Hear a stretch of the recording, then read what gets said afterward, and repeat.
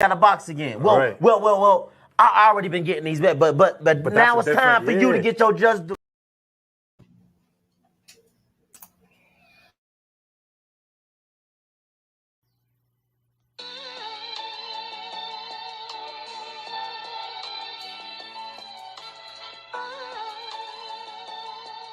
Yeah, you know the deal.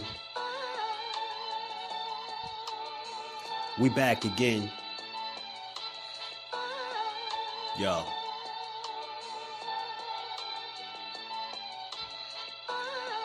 A round of applause for Jersey's finest. A lot of content creators not worthy, but they minus. They get offended and start singing like the whiners. Talking like they tough, but it's only screaming and whining. My homie JusDueBoxing is the cat you don't come to. Your squad get run through. By the time you come to, you duck food. You suckers talk tough on the internet, revealing all your threats. Now we got you trapped in the net.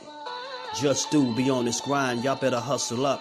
You deadlifted 90 pounds, we doing muscle ups. There's really no comparison.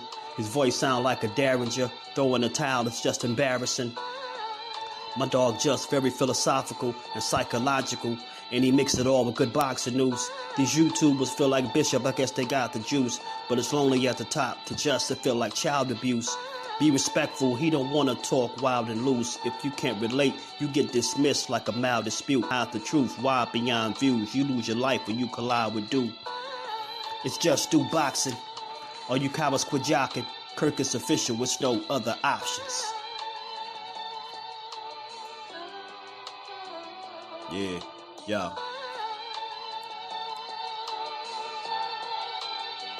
You know the deal.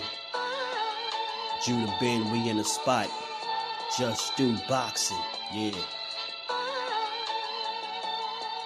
And of course, shout out to Mrs. Do,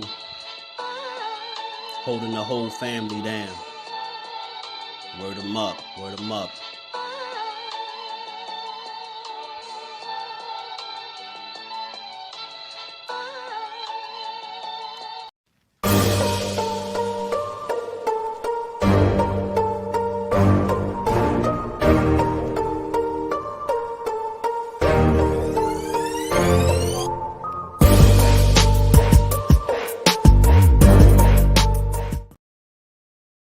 What's good? What's good? Salute to the family on this good Friday.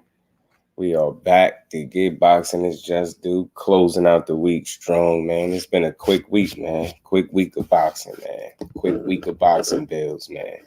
Put a lot of hours in, man. I want to say I appreciate everybody that continues to pull up, hit the like button. You know what I mean? Sharing the lives, you know, keep supporting the channel. We're going to keep building, man. Y'all already know. You catch this on the playback. Y'all know the room etiquette. Smash the like button, sub to the channel, turn your notifications on. If you're in here right now and your notifications ain't on, do your boy a solid. Make sure your notifications is on so y'all could be notified when we live, you know? So y'all could be notified when we live. How y'all feeling today, man? How y'all feeling? Your boy got the sniffles or something, man. Got the sniffles, but I'm good, though. And we had a damn 4.8 earthquake out here, man. We ain't never had no damn earthquake the whole time I've been in Jersey. Man, that's different, man. So salute to everybody. I hope everybody is doing well out there, man. Let me say what's up to the family. Rob in the building, first one in the building. What's good, family? How you feeling? Miss Joette, peace and blessings to the queen. How you feeling? Salute to my queen, Miss JusDueBoxing. How you feeling, baby girl? Happy Friday. Thank you all for being here. I'm sorry, but I will be just listening. I'm down and out with the flu, so behave. I'm here. Man, you feel better, baby girl. You know I got you. Ace, all love, family. How you feeling? Salute to the baby girl. Putting the color in the chat early. Let's get it started. Support goes a long way. Keep grinding. And Miss Joette, peace and love. Still waiting on my catch up. And we ain't never got to box again. Well. I already been getting these bet, but now it's time for you to get your JusDueBoxing. Much love and appreciation to the baby girl.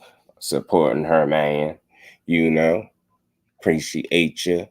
Always, I be who I be. What's good, man? Friday, Gianni Legion in the building. What's up, family? How y'all feeling? Man, how y'all feeling? I'll celebrate my son's birthday. I'm here. Hey, man, happy birthday to your son, man. Happy birthday to the young king, Gianni.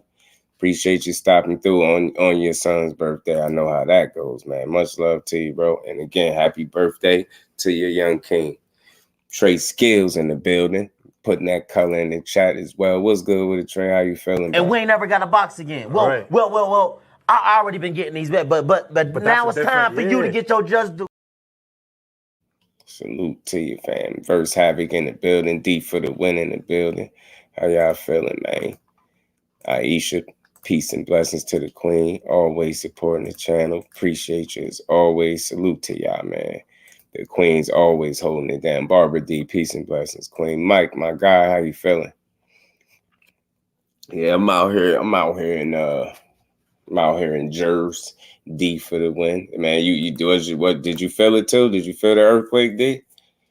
Thrill Hill in the building. How you feeling, family? What's good with it? Yeah, that's why I say to the Cali vibe. It's not an East Coast thing. That's why I say, man, it was surprising to see that.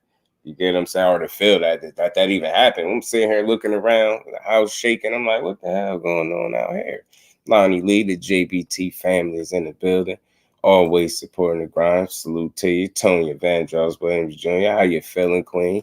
Peace and blessings to you. Hope all is well. Salute to you. Appreciate you supporting the grind as always. And we ain't never got to box again. Well. I already been getting these bet, but now it's time for you to get your just do. Much love to the queen. How you feeling? Appreciate everybody, man. Y'all smash the like button, man. We gonna get to it. We gonna build a little bit on this Good Friday, man. You know, I said it's a few things going on out there. You know, I always do my reading before I come up here. So they called my people in Trenton. They said they didn't notice. Oh yeah, nah, for sure. I noticed it. I'm over by if you familiar with, you know, the Brunswick area. You know what I mean? I'm over there. Yeah, man. Me too. I should appreciate you, man. I'm glad everybody is good, man. It was just a little tremble, you know, a little aftershock type business. Got that boy Richardson Hitchins tomorrow for sure, man. Richardson Hitchins is a damn good talent at 140, and I'm definitely expecting this to be somewhat of a coming out party for him. I think he's gonna do his thing. You know what I mean? Depending on how he win, it's gonna say a lot about him, right? Because he's looking, yeah, there you go, Central Jersey, bro, Central Jersey. Dante's Boxing Talk. What's good with it, family? We have a little difference of opinion on what Mr. Haney doing next. I see. You already know. You know it. You know it. Eddie Hearn. Eddie Hearn said, man, the kid is about to vacate after this. Say he's not fighting no Sandor Martin because he's going to have to take a pay cut. You know, I keep the clips. Your boy is the clip king. You know, I keep them. I keep the clips on standby. You know. Keep them on standby. LaMarcus in the building. What's good, my guy? How you feeling, bro? Yeah, man, we got a few things we're gonna build on. You know, obviously, I don't know if y'all caught the article. You know, I was doing some reading, and I see that AJ and Mr. Anthony Joshua, he says he's gonna be retiring soon. You know what I'm saying? And this ain't, you know, like no clickbait or nothing like that. Y'all know I don't do that anyway. But yeah, you know, Joshua said he's gonna be retiring soon. Like he said what he got about said he got about another 2 years. Said he got about another 2 years, and he looking to, you know, call it quits. So he about 35 now.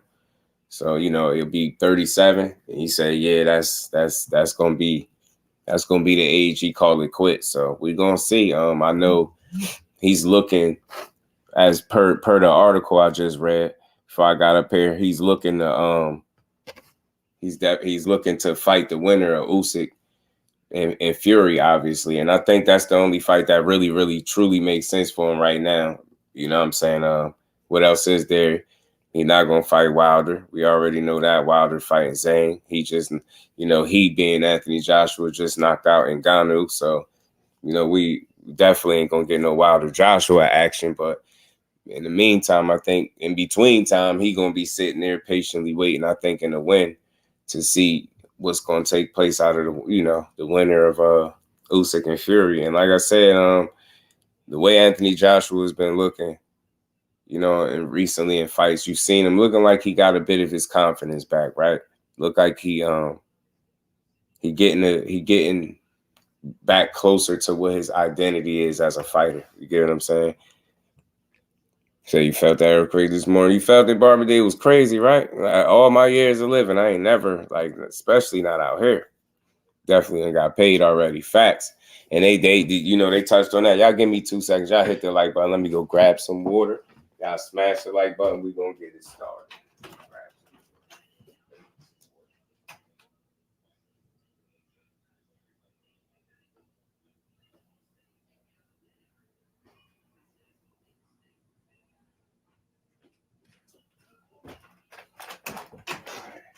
We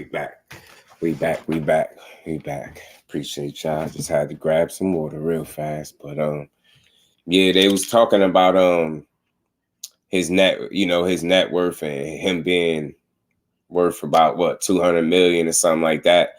And they were talking about how they feel like that will double. That could possibly double over the next 2 years. And we'll see. I ain't count nobody pockets, but I thought the more eye-catching part of it was him speaking about retirement. And again, look, it's nothing wrong with it, but he's still active, and you usually don't hear people speaking about retirement. Usually when you hear that, dudes are already like 1 foot in, 1 foot out. So it's going to be interesting to see what his next fight look like and who he go after. Obviously, like he said, he's looking forward to fighting the winner of Usyk and Fury. It make all the sense in the world. I'm glad that fight is finally coming so we can get, one champion despite whoever wins. You know what I mean? I'm personally going to be rocking with Usyk. I know it's going to be a tough battle, an uphill battle, but it's definitely, if it's anybody that has a shot skillfully to be able to beat Fury, it's definitely a guy like, it's a guy like Alexander Usyk. Kyle Sports, the JBT family is in the building. And salute to my bro, Mike, in the Cash App, always supporting the grind as well. Salute to you, Mike. Appreciate you. And we ain't never got to box again. Well, I already been getting these bets, but now it's time for you to get your just do. Much love and appreciation to my guy, Mike. So yeah, y'all, we'll see, man. I thought that was a little bit of news right there to me. I didn't see nobody really talking about it. I don't know if they caught it, but yeah, AJ was, he already kind of planning his exit strategy up out of boxing. And, I ain't mad at it at the same time because you hear guys, the young fighters, especially in the heavyweights like Jared Anderson, telling you he damn sure don't plan on sticking around long. So when you hear somebody like Anthony Joshua, who's accomplished far more, who's at a much different point in his career, you get what I'm saying? A few losses in and everything. I mean, been the unified heavyweight champion 2 times, so he accomplished a lot. And I think the only thing left for him realistically at heavyweight is to fight the winner of Usyk and Fury. You get what I'm saying? So when he says, I ain't going to be around for too much longer, I got about 2 good years left, I get it. You get what I'm saying? I get it. I understand. You get what I'm saying? And again, he also talked about, going those 2 years, especially if his body allows him to. You get what I'm saying? His body allows him to. And I'm telling you, these dudes be taking a lot of wear and tear, and it's not always just the fights. You got to think about the countless miles that they run. You get what I'm saying? All that wear and tear on the body. The sparring sessions, you get what I'm saying? The workouts, breaking your body down like that. You get what I'm saying? After a while, you get what I'm saying? It gets harder and harder to do that. So your body really take a beat, especially as a professional athlete and in a sport that's is physically taxing and demanding as boxing. You get what I'm saying? Very unforgiving sport. So again, just think about all the sparring sessions, man. The countless sparring sessions, man. Headgear or not, it's a lot of wear and tear on the brain. You know what I'm saying? Salute to the Queen, Barbara D, in the Cash App, always supporting the grind as well. Peace and blessings. And we ain't never got to box again. Well, I already been getting these bets, but now it's time for you to get your just do. Much love to the Queen Barber. Jordan Smith in the building. What's good, fam? How you feeling, bro? What's good with it? What's good with it? I got this weigh-in going on now with Hitchins and Lemos. I wonder what it's looking like. Let me see.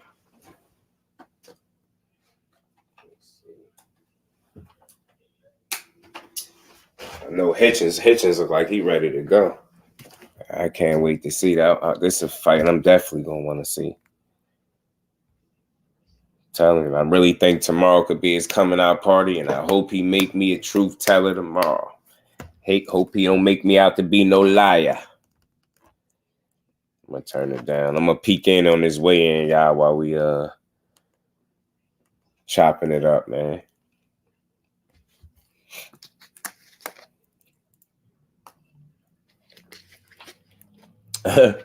Dang. A dude in the comments said, Hitchins another Shakira. Y'all don't be bamboozled. Shit, if he another Shakur, shit, a 3-division, you know what I mean, world champion, former unified world champion, don't sound too bad. Some of these fight fans, I tell you, y'all, they don't know what the hell they be talking about. They just get in the comment sections and type away, just go crazy. I'm definitely locking in on this card, man. Like I said, this could be Hitchins' coming out party tomorrow. He's just gonna have to stand on business. He's gonna have to. I hope he get a stoppage, man. I know it ain't gonna be the easiest thing because he got a guy, Liam Parrow, that's very got a lot of experience, 29 fights. He's still undefeated. He ain't lost yet. He don't know how to lose just yet. So I know knocking him out, putting him away ain't gonna be the easiest thing for Hitchins. But if he could find a way to not get a knockout tomorrow, man, he gonna put himself in good company, in a good space tomorrow if he able to get a stoppage. But even if not for a stoppage, if he able to dominate Liam Parrow, it's gonna be a good fight. I mean, it'll be a good a good move for him. It'd be a good look for him if he could dominate this dude. Especially being that he went in there and Liam Parrow went in there and just destroyed Montana Love the way he did. Oh man, because he got to think that's Hitchins fighting him coming off of that win. So you know what I mean, going into this fight with a ton of confidence. And I know Hitchins, man, he gonna have to be on his P's and Q's, but I think he just a better boxer and he gonna show it.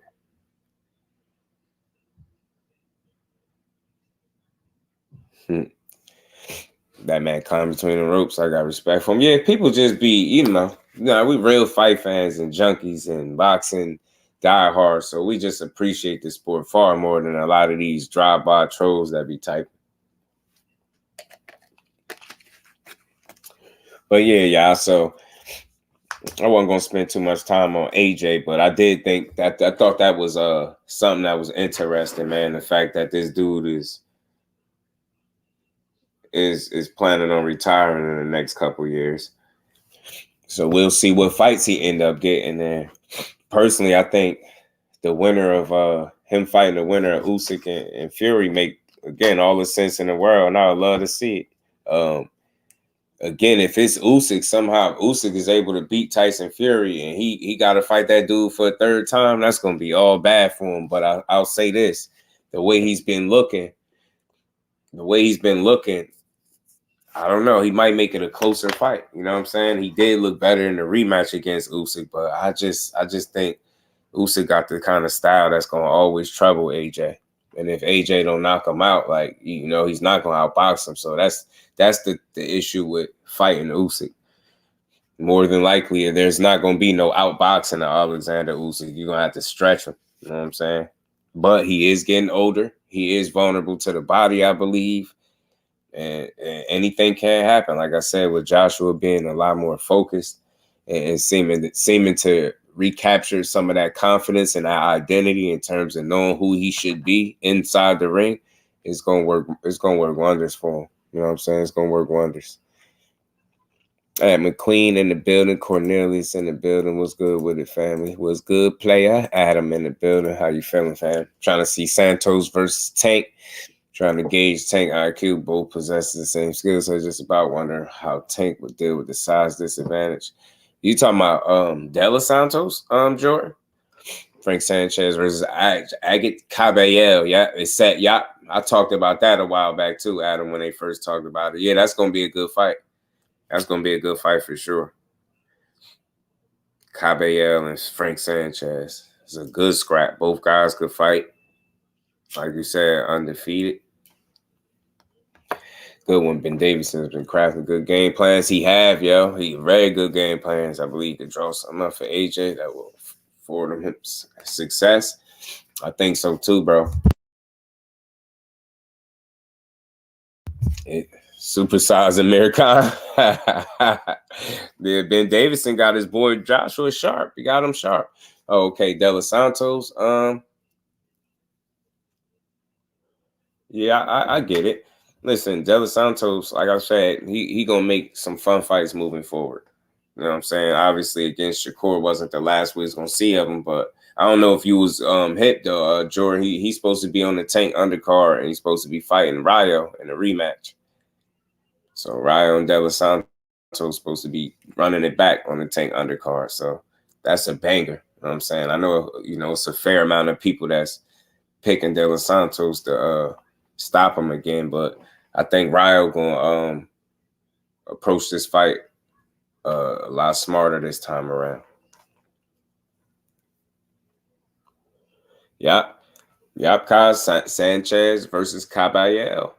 Sanchez versus Caballero, which is gonna be a good one in a heavyweight fight. Jose Diaz in the building. Was good, family.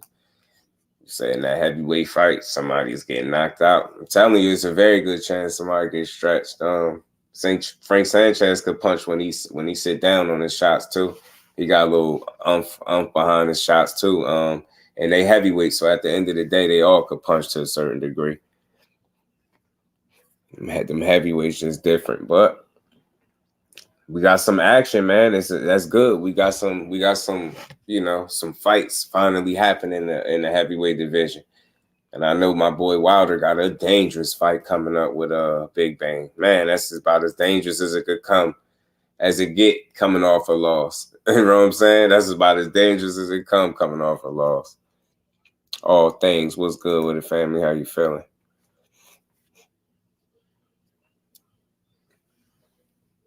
Who was that, Scott? Sarah Mafood. Okay, Sarah.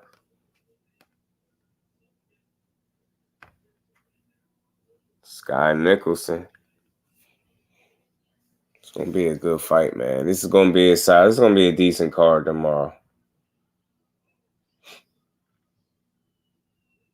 Decent card tomorrow, man.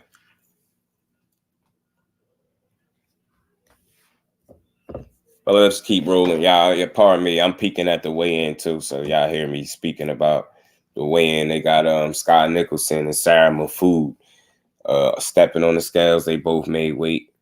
Should be a good fight. Women scrap tomorrow. I mean, I'm leaning towards Scott Nicholson. I seen more of her than I did her opponent, so let's see if she make me out to be true. Let's see if she, make y'all a believer tomorrow night. But let's keep going. So, yeah, Anthony Joshua, y'all, for anybody that didn't catch it, Mike Biggs boxing, my bro, what's good with it? Anybody that didn't catch it, he said he got about 2 years left. He about 35 now. That'll leave him at 37 when he retire. He said as long as his body allow him, he's looking to push it for 2 more years. And, again, he's looking to fight the winner of the undisputed match between Usyk and Fury. So, let's see how it shake out, man. The heavyweight division been needing a one face, one name for a long time. It's just unfortunate that Wilder ain't in that conversation right now, but it's all good. It's all good. So I'm tuning in from the Tank card for sure. Just don't see too many 135 pounders beating De Los Santos. Yeah, man, look, De Los Santos is good, bro. The one loss he got 2 losses, obviously, right? He lost to the William Foster guy, but the William Foster kid, but he got a lot better, I believe, since then. Like he's the kind of guy that I think if he ran it back with William Foster, I think he'd beat him now. You get what I'm saying? He more composed, more poised. I think he know how to pace himself a lot better, which he didn't do very well in that fight. But yeah, man, listen, he'll give a lot of those dudes good fights. You're gonna see it. You're gonna see it moving forward. You got another opportunity to see it. You know what I mean? I'm thinking it's June 22nd with Tank and Frank. So we got that. Yeah, Hitchins, this should be his coming out party, bro. This should be his coming out party. I got Sky and that busy jab. Yeah, she keep that jab on you. She do. I lean towards Sky Nicholson too.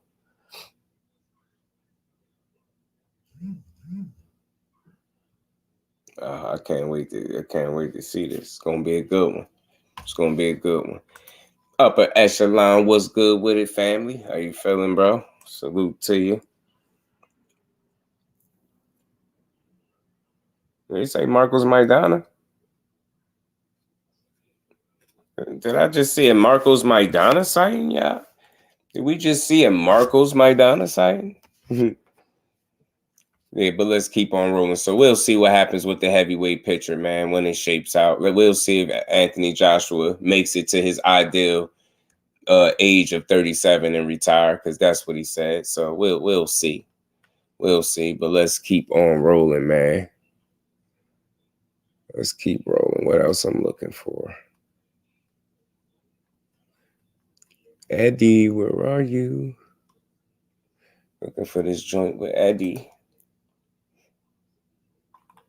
Daryl in the building was good. Daryl McKinney in the building. How you feeling, family? Appreciate you stopping through. Y'all smash the like button. I'm gonna play this clip from Eddie Hearn, and he gave his thoughts on what he feel like is gonna happen with this WBC strap and Devin Haney.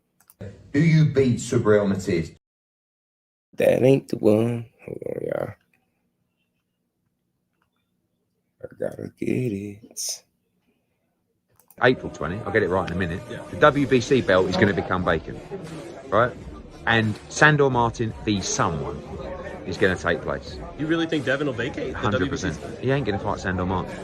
Right, who's going to pay for that fight? You don't think the WBC would go, do what you want to do, champ, we'll get 3% of whatever you're doing, and no, Sandor, because they've already paid him. Okay. They had to pay Sandor Martin for this fight, you know, as a step aside. Yeah, listen, if they can do a deal with Sandor and he'll retire and go and sit on a beach in Barcelona and just take step aside money, good luck to him. But I think Sandor will want to fight for the world title. So unless Devin boxes that off quickly, but you got to take a tiny payday for that. And I don't think Devin's about that, you know? And what y'all think about that, family? Y'all think, because you know Dev did appreciate you, Upper. You already know, bro. And you're down, my guy. You already know, man. Zach B in the building. What y'all think about that? Y'all see Dev vacating that strap? If he has to, if the situation comes, because like I said, a lot of us has been talking about, because, you know, a lot of people just looking over Ryan, and rightfully so. You know what I mean? He got himself to blame for that. But a lot of people are already asking, where is Devin Haney going to go? What direction he going to go after this? You know what I'm saying? Is he going to go toward the smoke, you know, the Matiases, the T.O.s of the world? Or is he, you know, Sandor and Martin, because they already had to pay him step-aside money. So it's not like they can't do it again. But is he going to be willing to take it? And from what I understand, he's been adamant about wanting his shot after this. So you got to think it's kind of a win for him. If you can take money, you get basically a check to sit on the sideline and then wait for the fight, and you more than likely still got the opportunity to get the winner of that fight. You get what I'm saying? Which is expected to be Devin Haney. So the interesting part is going to be if he's willing to then again take step aside money. If Haney is unwilling to fight him again, not because he is scared, but like that Eddie Hearn alluded to, you're gonna have to take a pretty massive pay cut. And he said he don't think Haney is about that. So you know what I mean, that might potentially, you know, create an issue in itself. But I don't know if he's willing to just go up there and just vacate his title, right? So that I just thought that was interesting that Eddie Hearn feels like 100% that's what's about to happen. He vacating the title, because I just don't see how that makes sense. Jose Diaz had 140 coming from Cuba. I think it's 18 or 19 years old. Give me some time. Okay, Jose. Bole in the building. What's good, my guy? How you feeling, bro? So I've seen Devin behind a lot of top-ranked banners, and Eddie is perfectly eliminating the move. Yep, you see it, you peep it, you peeping it. Sound like Eddie's moving on. I'm telling you, Lewis 4,500 in the building was good, bro. Samuel in the building was good with it. Devin versus Matias, yeah, man. I mean, look, he did say, that he named him as a dream fight of his. You get what I'm saying? He said it. He threw him in there, and y'all know that's why I be keeping those clips and stuff, because y'all can always hear it right from the horse's mouth. What are your 3 dream fights that you can have? Dream fights. Me and Tank, me and Matias, me and Tio. That would be huge. Devin, do you think him and Tank, him and Matias, him and Tio. So a lot of people do want to see that fight, but the question is, what's going to happen after this fight if he's to be successful? Because Sandor Martin is there sitting there waiting for his opportunity, and he got a ton of fights, ton of experience, and he in the later stages of his career. So I don't know how much step aside that he's willing to take, without getting that opportunity. You get what I'm saying? Because title shots ain't just, falling from the sky. So when you in position, you got to take it. And like I said, he already took step aside once. I don't know if he'll be willing to do that again. You get what I'm saying? It just remains to be seen, but we damn sure gonna find out. Devin should give Sandor his chance. The thing is, Gianni, his options are slim, especially if Sandor, let's just assume he don't want step aside money again. He don't want that step aside money again. The only way he can get out of fighting him is to vacate, like Eddie Hearn alluded to. So, and again, I get his thinking. I'm glad. I like the way he explained what he said, because he like, look, who's gonna pay for that? Then at the same time, the money he looking to get, he ain't gonna be able to make that money with that guy. So is he truly gonna want to take the fight with him, or is he gonna vacate and do something else? But it's tough. I just don't know if I see him vacating. You get what I'm saying? Funny as Devin's avoiding the PBC side, we're taking Antoine R2 guys. He took his time to antagonize online. I'm telling you. You feel me? I'm telling you. Hope everybody is good in the building. Salute to the family. Y'all smash the like button. Devin doesn't want to fight Matias. It's crazy, right? Because it's cool. It's cool. But when you start mentioning guys and you calling it a dream fight, it don't even got to be like this fight that you can't get is right there for you. You get what I'm saying? Especially if he's to be successful against Lynn Parrow.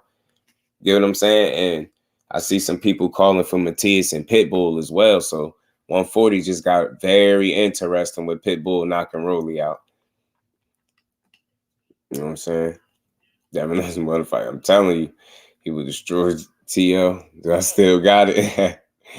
This is the second time he took step aside money. I think this was the first one, right? Because I think this was the first time. Because he fought Regis, and then he was supposed to have a shot next, and he didn't because of the Ryan situation. So I believe this is the first time, if I'm not mistaken. I believe it's the first time. But my thing is, would he want to do it again? You get what I'm saying? Because who's to say your title shot gonna always be there? So I see him wanting to fight for the title, just like Eddie Hearn said, because he's been on the social media being adamant about him wanting to fight. He took it so Regis could fight Devin, I thought. Did he? I'm not sure. I could double check it. Because if that's the case, then yeah, that would have been twice. And I definitely don't see him pulling a trifecta. You know what I'm saying? So I double check. I'll find out. But I thought it was just this fight because he was, set in line to face the winner. And then, the Ryan situation came about. Took it for the Regis first. Oh, so he did it now. So, okay, I maybe I'm missing one, y'all. Y'all might be right because y'all both saying that. I don't think y'all just pulling that out of nowhere. So, your boy might be on point. But Sandor is with top rank for sure. For sure. Because he was saying he wouldn't take it again. Then he folded. Right. Richardson Hitchins stepping on the scale, y'all, by the way. Well, Lemos on the scale, then Hitchins.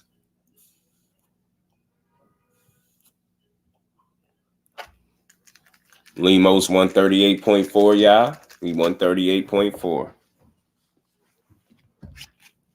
Okay, Hitch. Let's see, man.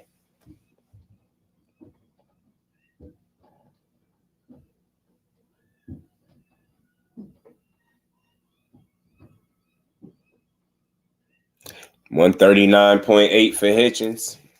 139.8. Yeah. Angel Diaz was good with it. 139.8 for Hitchins. And what was it? 138 point something for Lemos. So we got us a fight. Got us a fight. Both guys made weight. That's good. How they doing? Bro, put back on these stuff. One thing about this, Matias not playing. He already ready and willing to fight. Devin be capping for his fans and ducking behind his pops. Well, this time, like I said, that's why I played that clip, because he put his foot in his mouth right there. He said that was a dream fight, so people going to expect for you to pursue that fight. And with title or no title, I want to see all these dudes mix it up, because there's some interesting matchups. And I want to see just who really could tame Matias, man. Parrow got the next chance to try. So let's see if he's able to do it.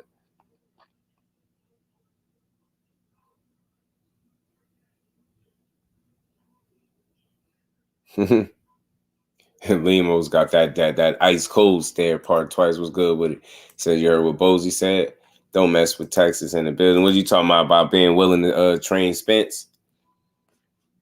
About being willing to train Spence.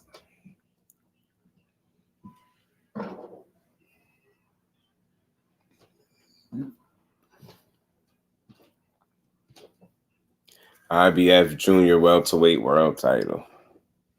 Let's get it, man. Cal Cool, peace and blessings, family. How you feeling, bro? Parrow, the lefty from Cuba. King Kong trains him. Oh, yeah. Don't want to hold Devin accountable for what he says or does. I mean, we gonna see, because we've been hearing it. I mean, he kind of put his foot in his mouth with the whole, salute to my guy Daryl, man, showing love in the Cash App, man. Much love, he says, for support. That's big, man. Much love to my guy Daryl in the Cash App. Appreciate you, family. And we ain't never got a box again. Well, Right. well. I already been getting these bets, but now it's time for you to get your just do. Salute to my guy Daryl. Much love to you, family. Yeah, part twice. Look, that'd be interesting to say the least. You know what I'm saying? PGH Big Dog was good with the family. That'd be interesting to see Bozy training Spence. I mean, a couple people threw their name in the hat because they, figure they probably can do some things with Errol. You know what I mean? He's still a hell of a talent. And I'm glad that, trainers like that and the Robert Garcias of the world kind of made it known that they'll be willing to do it. The Calvin Fords of the world, with the blessing of Derrick James, of course. So just hearing that stuff is cool. You know what I mean? People not giving up on him as a talent, as a fighter. You just want to see him find a new home. If, like, personally, just like salute to Coach Kenny, just like he was saying, I was hearing him say the other night, you wish they could just work that out. You know what I mean? But if that's not the case, hopefully he finds a good fit for him and he able to just move forward. And we see, you know what I mean? I want to see Errol return the man down. You get what I'm saying? The Rise podcast. Seeing you in the building. What's good, family? How you feeling? So I would love to see, them be able to patch it up. But if that's not the case, a new home is definitely necessary, because he got to get back in the ring. Get what I'm saying? Just look like he was 200 pounds. I hope not. PGH, he can't afford no fat camps right now. You get what I'm saying? He getting older, and it's not gonna get easier for him. You get what I'm saying? So he got to be smart. He got to be smart about it.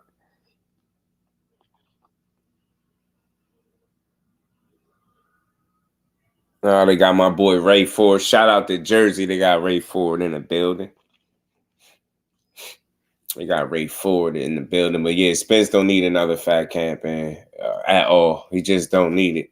And I hope looks is deceiving, because for me, it's like he ain't look like, obviously, like he got a fight coming up or nothing, right? But I did see a different picture of him on the beach, and he definitely ain't looked super big to me. So that wasn't too long from him jumping in the ring with Fundora. So I know sometimes looks are deceiving. You get what I'm saying? I don't know how heavy he is, but I hope he ain't running around 200 pounds. You know what I'm saying?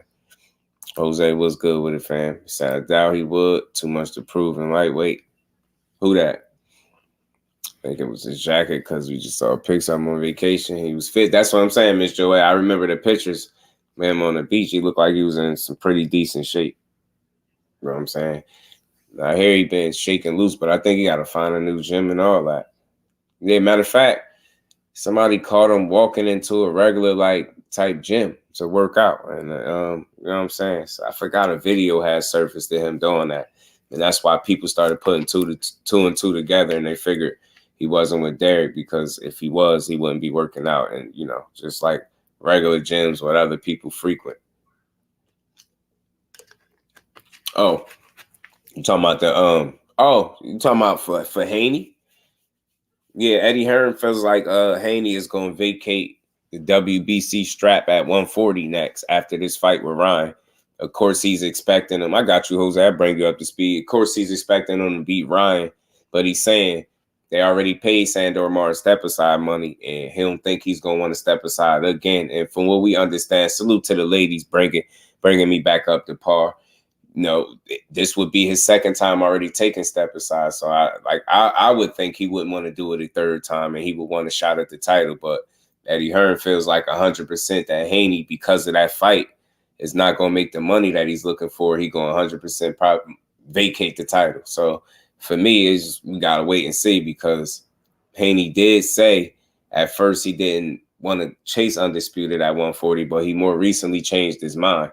And then again, more recently in the clip I just played, he said his 3 dream fights is Tank, Matias, and Tio. So figure Tio and Matias both at 140. Tio fighting Steve Claggett, and Matias fighting Liam Parrow. So we're going to see. We're going to see how these fights shake out. But again, if Haney is to, want to chase Undisputed again at 140, he ain't gonna do that vacating no title. That's just gonna only make it tougher. So I don't see him doing it. So again, that's just Eddie Hearn's thoughts. But I thought it was interesting because he, the picture I got in the thumbnail, that's the picture that they took, more recently. Like, they hanging out. So Eddie Hearn out here is, he checking on Dad, but at the same time, he like, man, he not gonna want to fight Sandor Martin, because that's not a money fight. And he ain't gonna want to take that pay cut. He's saying there's no guarantee that Haney beats Ryan. That's the way they acting, Bo. They is looking over him. Haney said he wants Tio next, but why not Matias, since they're on the same side? Yeah, that's what I said, Aisha. That's what I said. Like, you know what I'm saying? And Tio, to me, like, I don't know. I don't know what his plans is. I would like to see after this fight with Claggett. You get what I'm saying? But yeah, Bo, they looking over Ryan, man. They feel like what he's been showing us is enough to just say, the hell with him. You know what I'm saying? Let's come in under my line. Oh, salute to you, fam. Appreciate you. He said, you know why? Man, he want Tio because Matias is a damn dog, man. I'm telling you, he a problem for anybody that's getting in there. He gonna make you fight. He gonna make you fight, or you're gonna be on the back foot all night and boxing and moving. You're gonna have to fight a safe fight and hope you don't make a mistake. And that's risky. Haney is beating Ryan. Yeah, I get what Bole is saying, though. Just in these fights, you get what I'm saying? You could just never count somebody out 100%, right? Anything can happen, and usually do in these type of fights, but we're going to see who able to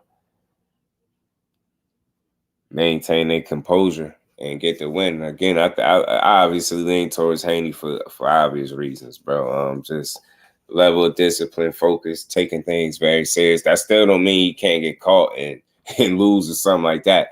But I feel like in order for that to happen, a lot of things got to go right for Ryan, and a lot has to go wrong for Haney for him to kind of just slip and run into that shot that ends him. I just don't see it, but anything is possible. Like I said, Ryan gonna be in there. He got 2 fists of his own. He got speed that even if he's not faster, he definitely can match him with the speed. He definitely got an advantage, obviously, with power. And if he's smart, he'll just be first. He'll try to be first in that fight. He'll be first and try to punch with Haney when he can, because if you wait on him and you try to just tit for tat or play a chess match, I think you're gonna fall behind and you're gonna be getting outboxed. So he gonna really have to apply pressure. He gonna have to be on the offensive much how he was against Tank. And he gonna have to be smart. I'm telling you, because he in there with a sharp ass fighter. And Dev, salute to my guy Jose. This Skills from New Orleans, Mr. New Orleans in the flesh. What's good, my bro? How you feeling? What's good with you on this Good Friday, man? You felt that quake, man? Skills, man. Did you feel the quake? Oh, nah, you wouldn't have felt the quake. I think Haney versus T.O., Matias versus Pitbull is deal, but either way, those fights to me is good because I want to see Matias hurt T.O. Feel like Pitt loses to T.O. and Haney style. Yeah, this Haney style would be that's typically, I think, the kind of fighting style that gives Matias issues. Somebody that has footwork, that can box, stay consistent on the outside with length, but at the same token, Matias seems to be the kind of guy that if you can't get his respect or hurt him, it's going to be a very tough night. Salute to my bro. Rod in the building. Rod Walker, how you feeling, man? Creole the Traveler, how you feeling, bro? Salute to you, family. That's true. He has to put pressure. Yeah, he gotta pressure Haney. Yeah, and he's smart pressure too. Smart pressure because Haney is sharpshooter. And he very disciplined with that jab and consistent with it. And that's going to be the first punch, I'm pretty sure, that he introduced Ryan to. The art of the jab. Ryan going to learn firsthand on 420 what it's all about to be jabbed, because he going to eat a steady diet of those. You know what I mean? I hope he ready. Tease versus Devin, that would be really good. Yeah, he threw his name in the hat with him, Jose. Look. He said, remember, Haney, he called Haney a chicken. You know what I mean? Called Haney a chicken. So, look, that's always, and this is the thing. Win, lose, or draw for either guy, I would still want to see them match up at 140. But you know how things is in boxing. Like, a loss is nowadays just an excuse for a guy not to fight you. So, hopefully, Matias is able to get through Parrow, and we'll see what Haney and Ryan do. You know what I'm saying? And I want to see if any of these other champions will really pursue a fight with Matias. And I already know if he happens to lose, because Parrow ain't no pushover. If he happen to lose to him, people will use that as an excuse not to fight him. I already know. I can see it now. I can see it and hear it now. Now I told you he wasn't that good. I ain't fighting him. And it's going to turn into like a high risk, low reward situation if he don't have a belt.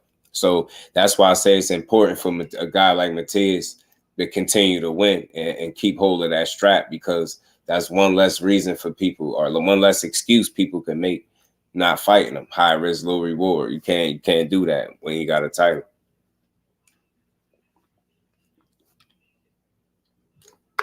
So hopefully he keep it. You know what I'm saying? He keep his title. He keep winning, and then we see some unifications at 140. Because like I said, Eddie Hearn might feel like Dev is going to vacate at 140, but I don't think so. I think he's going to keep his belt. And we'll see. You know what I mean? I think Sandor Martin might be the next guy up, so I wouldn't be surprised if that's the case at all.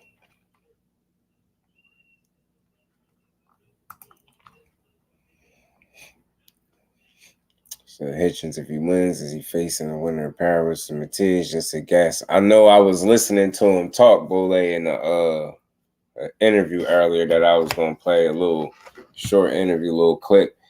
And he was kind of pretty much saying that like he talked about Haney, and he said pretty much, Matias, if that opportunity is there, pretty much, I'm paraphrasing here, take it. Like, you know what I'm saying? It's a hell of an opportunity. Like, why not fight Matias? You get what I'm saying? But I know a lot of people is making a big deal out of him, speaking about him like the 10-pound rehydration limit. But, you got to do it. If that opportunity presents itself, you got to take it. Oh, Russell gets Pitbull in the ring. That's another one. He got to get back in the mix, bro. That's why I want to, I need to reach out to Gary A, man. I want to try to get him on. I do. I really would like to get Gary Antoine on.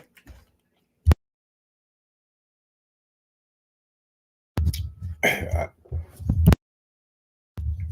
feel like my voice want to go too. He gonna beat Power up. No feet, fast hair. Oh, you think Matias gonna run through Power? I think Russell has a tune-up next, and then maybe a title shot. I hope so. Bole, because those Kent Cruzes, man. I hate to see those quick ones. Devon, what's good with the family? How you feeling? I hate to see those fights end too fast, and that's, he got in there. Those run-of-the-mill guys ain't gonna really do nothing with Gary Antoine. He need to be challenged and tested, and I think the only way you can do that is put him in there with the cream of the crop. You know what I'm saying? You can't keep giving him those touch fights, but I get it. I hope, like you said, I hope he is a fight or two away from a title shot. And if how his family planned it, then maybe you're exactly right, because after the Ramses Bartholomew fight, they said maybe 1 or 2 fights and he'll be right back where they need him to be. So he already got one with Ken Cruz. Maybe you're right. Maybe they do throw him in there with another lighter touch, and then maybe it's a title opportunity for him. I hope so, because he deserves it. And me and my bro Mo City be talking about it, and he say it all the time. There's no way a guy that got 100% KO ratio is knocking everybody out, and people don't really know him like that. It's just no way that should be the case. So, part of that is him. Like, he just, when they don't fight, they out of sight, out of mind. They don't make themselves available. You don't know what's up with them. You don't know where they at. Cash Crypto in the building. Was good, family. So I just hope they get back into the fold, because they need to. You know what I mean? They Russell family as a whole is talented, bro. Yeah, Antoine last night in a live chat. Yeah, I always have to do the translation. I always get in trouble. Gary Antoine, he's really good. Yeah, Gary A is sharp, man. Hardcore casuals in the building, just like Mason. Mason is a dog. Another one. The problem is today's generation is not about risk against guys like Antoine. Right, that is a problem, Bole. I mean, you got to be in it to win it, and I just wish I see more people being willing to get in there with him and get that man an opportunity, because he deserves it. You know what I'm saying? But he getting a lot of flack, Bole, still for his team electing to kind of turn down that title shot. Not kind of, but for his team electing to do it. A lot of people treating it like it's him. That's what he get. See, you turn down the title shot. And I just don't personally, I don't look at it like that. Daniel in the building. Was good, family. Get what I'm saying? I don't look at it like that. I just look at it, his team made a decision that they felt like would benefit their fighter moving forward. And it take a real team behind you and some people that really care about you to do that. I keep saying that. It would have been easy to throw him into the mix, into the fray, and just say, whatever, man, we got it. But it's different to say we gonna tool up, we gonna fix some stuff, and then we can get back to it. You know what I mean? That's the type of whooping Antoine can lay on the top fighter. I'm telling you. What you say, Mandry?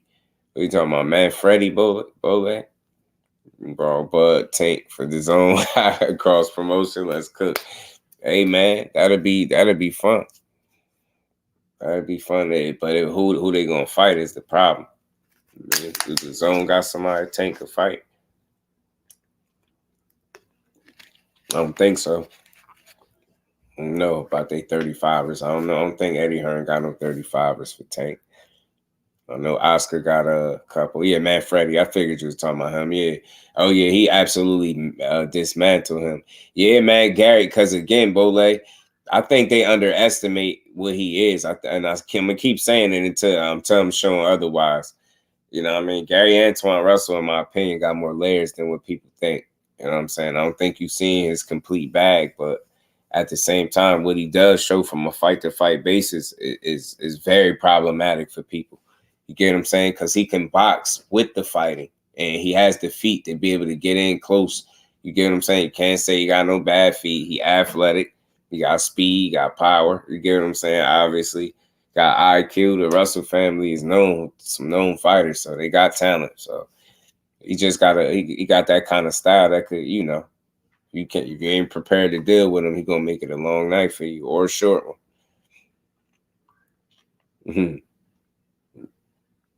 Gary Jr. still talking about Tank to this day. Oh yeah, for sure, Tay. You know, it's Shelton in the building. What's good with the fan? I was inviting me to the Navarrete fight on 18th of May. Oh man, that's dope, Shelton. That's dope. That's gonna be a tough fight for Brian Norman. That's gonna be a fun fight to watch. Him versus Santillan, man. They just moving him right along. I like it. He getting the opportunities, man. I like it. I just want to see Brian Norman Jr. put it all together on the night. I ain't giving up on him, man. I ain't giving up on him. I rock with him. People complain about the Bartholomew performance need to understand that Rams is a 2-division champion and never had been stopped before. I mean, even that stoppage, Bole, people questions. Now, you're exactly right, though. So that's why I say stuff happens. But you know what I think probably, and this is just my opinion, that could have impacted that decision? The passing of their pops. And I think them probably feeling like they needed more time to tighten up some stuff. I'm thinking that had to impact, you know, that decision to say, you know what, we're not going to take this title shot right now. Just do Benavidez, my fighter. Yeah, I like Benavidez, man. We're going to talk about Benavidez a little bit too. Ken Cruz is undefeated. Yeah, he polished him off, man. He did him filthy. Man. King in the building. What's good with it, family? Say you got Norman B and Santillan. Talk to him, shout. I'm definitely rocking with B Norman, man. 100%. I just know Santillan, he got some talent, man. He could scrap. He could scrap. And I still know we ain't seen the best from Brian Norman yet. You know what I mean? And he do a performance, man. He do a good one. Yeah. Same amount of times Devin lost the round. That's absolutely fact. You know what I mean? He said Santillan gonna stop Norman. Damn, OG Thrill say he gonna stop him. I like Norman, man. Again, he just gotta keep working and keep getting better. You know what I'm saying? I believe in him, man. I believe in a young man, yo. I just know that it get tough, man, and he been getting them opportunities, and we still have yet to see the best of him. Gary explained it on Blue. He already had the title. It was going to be the same one. This guy was definitely whipping them dudes in the hoods. Ali, man. You say he already had the title? It was going to be the same one? Which Gary? You talking about Gary Antoine Cornelius? And Santiago gave Broner hell, put Antoine side him down expeditiously and viciously. Yeah, I felt like, you know, it's not that he gave Broner hell to me, Bole. I think it's the fact that we know that Broner just don't be letting his hands go enough. So, you know, because he got pretty good defense. You know, he could protect the hell out of himself. It's just like he'll allow you to get off way more than you should, which kind of creates the illusion that he's having a tough time in there, right? And I think that's just a very low punch output that does that. You know what I'm saying? And allowing guys to get off way too much. But do you see them flashes when he punching combination, man? Broner's still good. Like, he's still sharp. It's crazy. But yeah, man, Gary Antoine is young, hungry, aggressive. And I know he itching for a shot. Devin won't lose this time. Nah, for sure. For sure. I think it's Antoine was the secondary. Yeah, yeah, I get it. Hopefully, you know, he's just like we was just discussing, he'll fight it to away because I want to see it, man. I want to see what he got, man. I want to see what Gary Antoine can do moving forward. I do. Yeah, hell of a talent. And it's time we see just what he made of. You feel me? We're gonna keep rolling though, man. I gotta get to this Hitchins little clip, man. Hitchins was fired up in this clip, boy.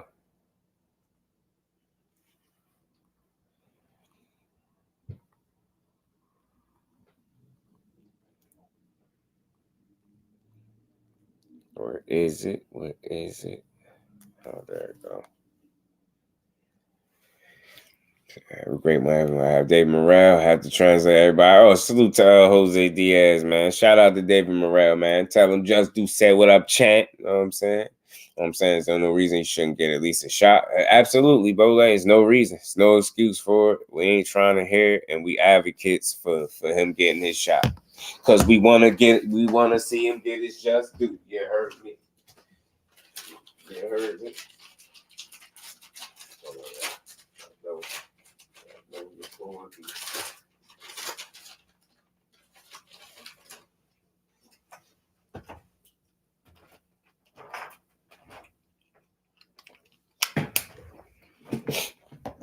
Yeah, smash the like button for me, man.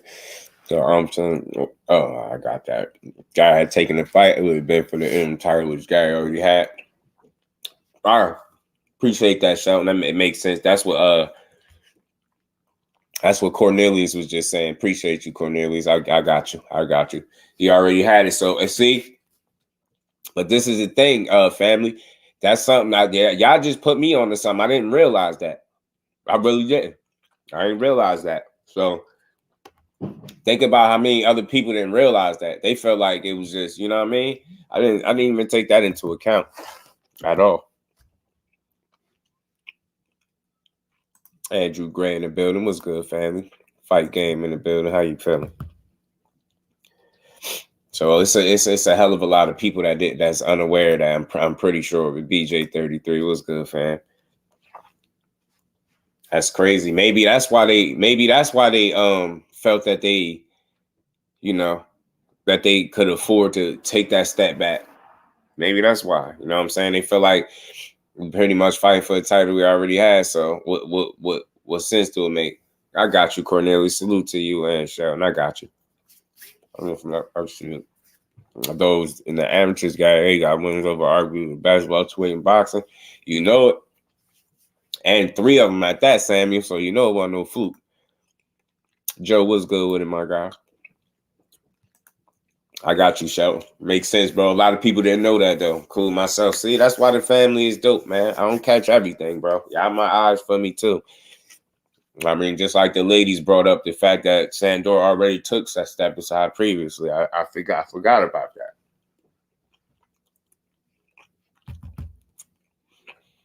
Okay. Well, like I said, man, all goes well for him. He'll be right back in position to compete for a title. Maybe Hitchins in the amateurs. Right. Matter of fact, I got a clip, Bole. I got a clip on the channel. It was like in my shorts. One of the last shorts I posted was that Hitchins and it was Hitchins and Gary Antoine, I believe, right? Yeah, Hitchins and Gary Antoine in the amateurs. Who was Sandor fighting Sheldon. They saying he got next. They saying he got next after the winner of Ryan and Devin. And that's why I had played that clip, because Eddie Hearn felt like Dev was gonna vacate the title. April 20, I'll get it right in a minute. Yeah. The WBC belt is going to become vacant, right? And Sandor Martin v. someone is going to take place. You really think Devin will vacate? 100%. He ain't going to fight Sandor Martin. Right, who's going to pay for that fight? You don't think the WBC would go, do what you want to do, champ? We'll get 3% of whatever you're doing. And no, Sandor, because they've already paid him. Okay. They had to pay Sandor Martin for this fight, you know, as a step aside. Yeah, listen, if they can do a deal with Sandor and he'll retire and go and sit on a beach in Barcelona and just take step aside money, good luck to him. But I think Sandor will want to fight for the world title. So unless Devin boxes that off quickly, but you got to take a tiny payday for that. And I don't think Devin's about that, you know. So you see, saying he already got the step aside sitting around for this fight. So basically saying in his opinion, just his opinion, he don't feel like he gonna step aside again. He gonna want to compete, which would then leave Devin Haney with a decision to make. Do you keep your title and, like he said more recently, pursue undisputed? And you more likely have to take a pay cut for a guy like Sandor Martin. That's, of course, definitely not no big money fight. So, but I think that's just part of the journey. So I don't think that's got to be the end all be all with Devin, because again, the mission is more important than the bag, right? You got some money, so it ain't like you ain't gonna get paid. But again, if you truly want undisputed, then that's a fight that you more than likely gonna have to pursue, unless y'all find an avenue where you pay him additional step aside money. And again, how many times is he gonna step aside? So we'll see. Yeah, Richardson been talking. I got the clip. I'm gonna cue it up in a second. Chris, what's good with it, fam? How you saying? How you feeling? Yeah, good for him, right? Watch that Olympic quarterfinal. You'll see he was robbed. There have been numerous investigations over the boxing corruptions in the Olympics. Big reason for them canceling boxing. To my guy Bole. Deep for the win said 2 times. How much is step aside money? I'm not sure what they paid him, but I know they be getting them nice little checks though. Just to sit on the side. I'm not sure what the actual amount was, but Kello was good, my guy. He said not the WB, not the WAA or BA. Probably, Bole. Probably. I would think so. Something like that. To just chill. And that's why it's an easy decision to make, especially if you still understand that you still in position to get that opportunity. It's just like a free check almost. It's crazy how it works, but that's pretty much what it is. That's why Eddie Hearn also said, but they willing to work out something else and pay him more step aside. He want to just like retire on the beach in Barcelona, because basically that's the route you'll be taking. You want to just keep being paid step aside money and not fight. And you in the later stages of your career. So, you know what I mean? I would think the way he was talking, you know what I mean, on his social media, is that he really want this opportunity. That's what it seemed like. It seemed like he wanted. Salute to my guy, Thomas Heel. What's good with it, bro? JVT family in the building. Not the one to be face boxing again. Versus Mando. Man, it's going to be tough for Kello, because they, you know, Eddie Hearn is a promoter. And he like, who going to buy that fight? And, you know, who really, you know, not that can be a pay-per-view fight. It just wouldn't be a very good one. So that'd be tough. If that's what he mean. Maybe that's where he coming from. So. And not on top of that, no pay-per-view and more than likely a pay cut, double negative. But I mean, it's part of boxing, right? It'd just be a stepping stone fight. No, I ain't gonna say stepping stone. Sandor Marica fight. It'd just be one of the humps and hurdles that he'd just have to climb if you want to just continue to chase down the rest of the belts, right? That's all. Excuse me, y'all. Remember that Sandor Martin, top rank, so nigga, the contract was part of the deal. You know, Devin is head in the top rank. It seems like it until it's time to fight the order walk. Sandor gonna make Devin look bad. He do got one of them kind of styles though. Tay, all things real. He got one of them type of styles that he obviously can be beat, but he'll make it so that you don't look your best against him, right? He'll give you like this ugly kind of fight. He does have the ability to do that. He really do. All of Devin's recent interviews have been done with top rank logos in the background. Very good observation, bro. Good observation, bro. Like, record or 250 catches on fake 2 mil. You laugh. Yeah, he get more than 2 mil per fight for sure. Already, that's probably why he laughed. But if Dev unified Trump Mando, yeah. But look, if he and that's a good point, Joe. If he do unify and Trump and Mando, that's great for boxing, bro. That's good for us. That means we get a good fight. You get what I'm saying? Because the unifications consist of Pitbull. Right now is still Matias. You get what I'm saying? And Tia. And those two guys got fights coming up, and Pitbull just had his, right? He the newest champion, obviously. So I'm right on board with that, Joe. If it's a unification shit, the hell with a Mando. You get what I'm saying? Ain't nobody gonna be crying. Like if it's a unification, I don't think nobody be crying. The only one probably feels some type of way is Sandor. You know what I mean? And even him might be willing to sit there and watch him a good unification. So I like to see it. He called me. He laughed. They're gonna drop the belt, so you don't have to unify. Eddie just laying the brickwork. What he's saying, fight game. So again, it's just something to think about. Like if that actually happens, then we'll be like, Eddie did call it. But again, what I'm thinking is he already said something about what his 3 dream fights was. 2 of those 3 names that he named that's dream fights were guys that's at 140 now, and that's current champions. He more recently said it again after previously stating he wasn't thinking about undisputed at 140. He changed that. And he said he want undisputed now. So if he's standing true on his word, he's going to more than likely, if Sandor is next, he's going to fight him, or it's going to be a unification. And like either way, you know what I mean? We get some clarity. Either you got to fight Sandor and we're going to see how that fight look, or we'll get a better fight with a unification. And like I said, I don't think nobody here complain. You get what I'm saying? Any of those fights, the unifications would be good. I personally feel like him and Tio should run it. I really do. I think him and Tio should fight. I really do. Guys like the Richardson, Hitchins of the world, Gary Antoines, them honorable mentions, them dudes making their way. It's only so long, you know what I mean? As long as they keep winning, it's only so long until people got to fight them.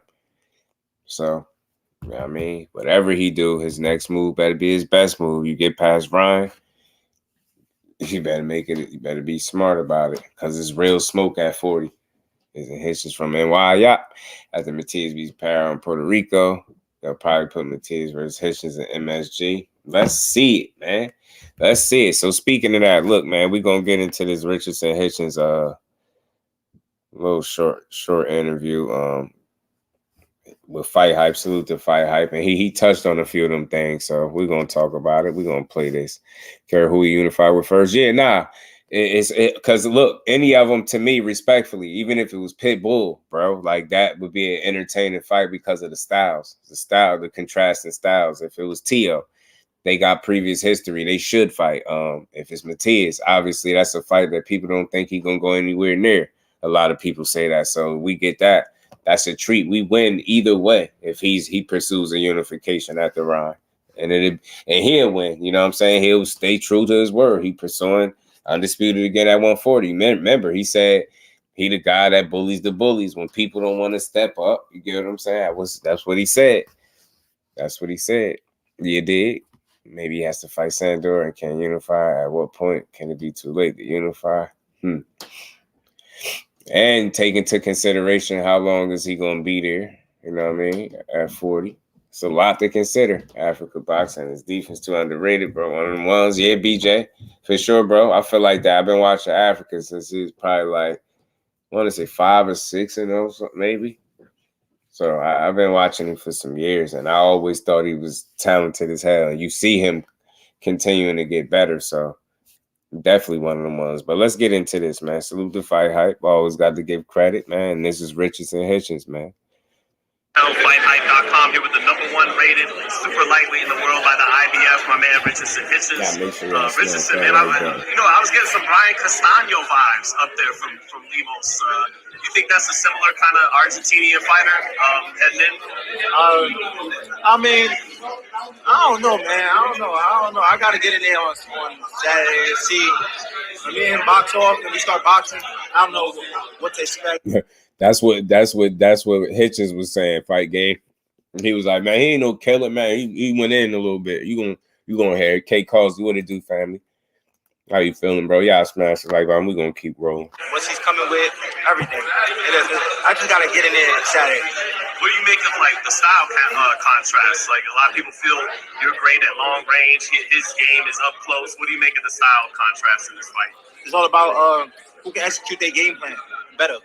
I got a game plan. He got a game plan. We both know what's his game plan. He knows what's my game plan. Who's gonna execute it better? You know, it sounds like you watched some tapes on him coming into the fight. Yeah, for sure. Hell yeah, I'm watching tape. I'm going out here putting myself, my life on the line, my reputation on the line.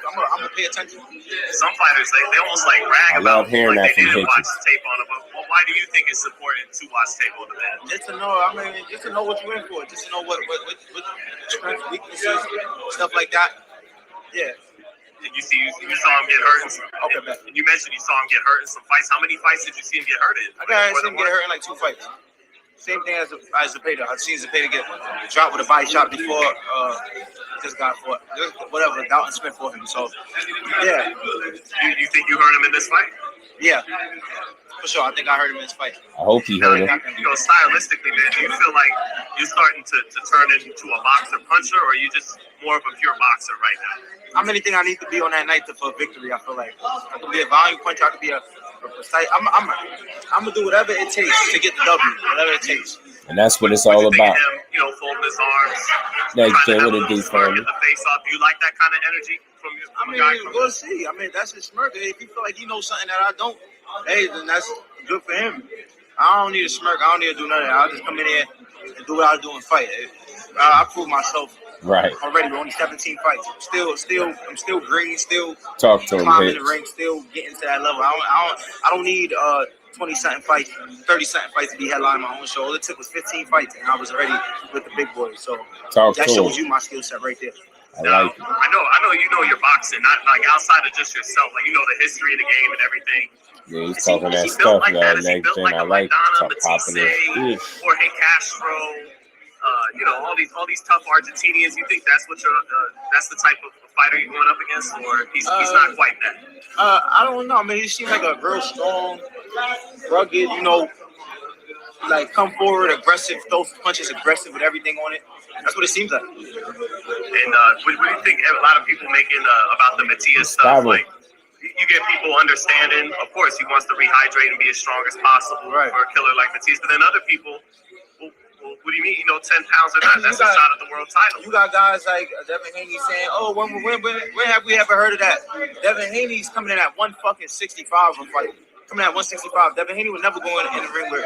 I don't believe Devin. I mean, I don't know. I don't believe he'll go in the ring with no fucking Matias at one, like with that rehydration you know, effect, because the guy's getting to 165. I'm not even getting to 165, and I'm complaining. The guy, if Devin Haney was so oh, when have we ever heard of that? Or if you want to fight, he would fight Tank at 140. I mean, he would fight Tank with a rehydration clause to make the fight happen, because that's his biggest money fight. That's the legacy fight. And Tank don't want to go up to 140 and fight and let Devin go up to 65. So why you don't take that a catch weight, since you feel like we never heard of that? And then the guy keeps saying, oh, he got to come do it again, or he got to go beat Matias. The guy know he ain't never beat no killer. Ain't nobody he ever fought that. Nobody was not trying to fight. I already said what I had to say on that situation. I just wanted to address that situation here on Fight Hype, just to let the people know the guy I love so much is, man, it's just, man, it is what it is. The guy's just a fraud, and I just got to focus on Saturday, focus on my fight. Like I said, it's a tough fight. Every fight is a tough fight, and I just got to go out there and just go out there and get the victory. Hitchins say he's a fraud. Like 55? Yeah, 55, 56, maybe the most. Probably, I'm 56, and I'm probably going to use the bathroom. 50. I mean, it depends. I done rehydrated big before. I done rehydrated close to 160 before. I mean, so it just depends. This just depends on the city I'm fighting in, the time we have to be in the arena, the time of the waves, and just shit like that. But yeah, you're a big 140, tall for the division. Yeah. So, you know, correct me if I'm wrong, but it sounds like you're a little more interested in the WBC route with Haney because it doesn't have the rehydration thing. I mean, I would prefer. That's it, right? I would prefer. Not gonna lie to you. But if the opportunity presents itself and Saturday night we go out there, I feel good. I feel a great performance. Why not? Why not the IBF? Right. I mean, if we get a title shot there, why not? It's a big fight with me and Sabril Matias. Everybody would be interested. Right. See? You hear him address the Matias fight. Not the IBF. I mean, I will prefer. You're a big 140. But at the same time, people don't be getting it.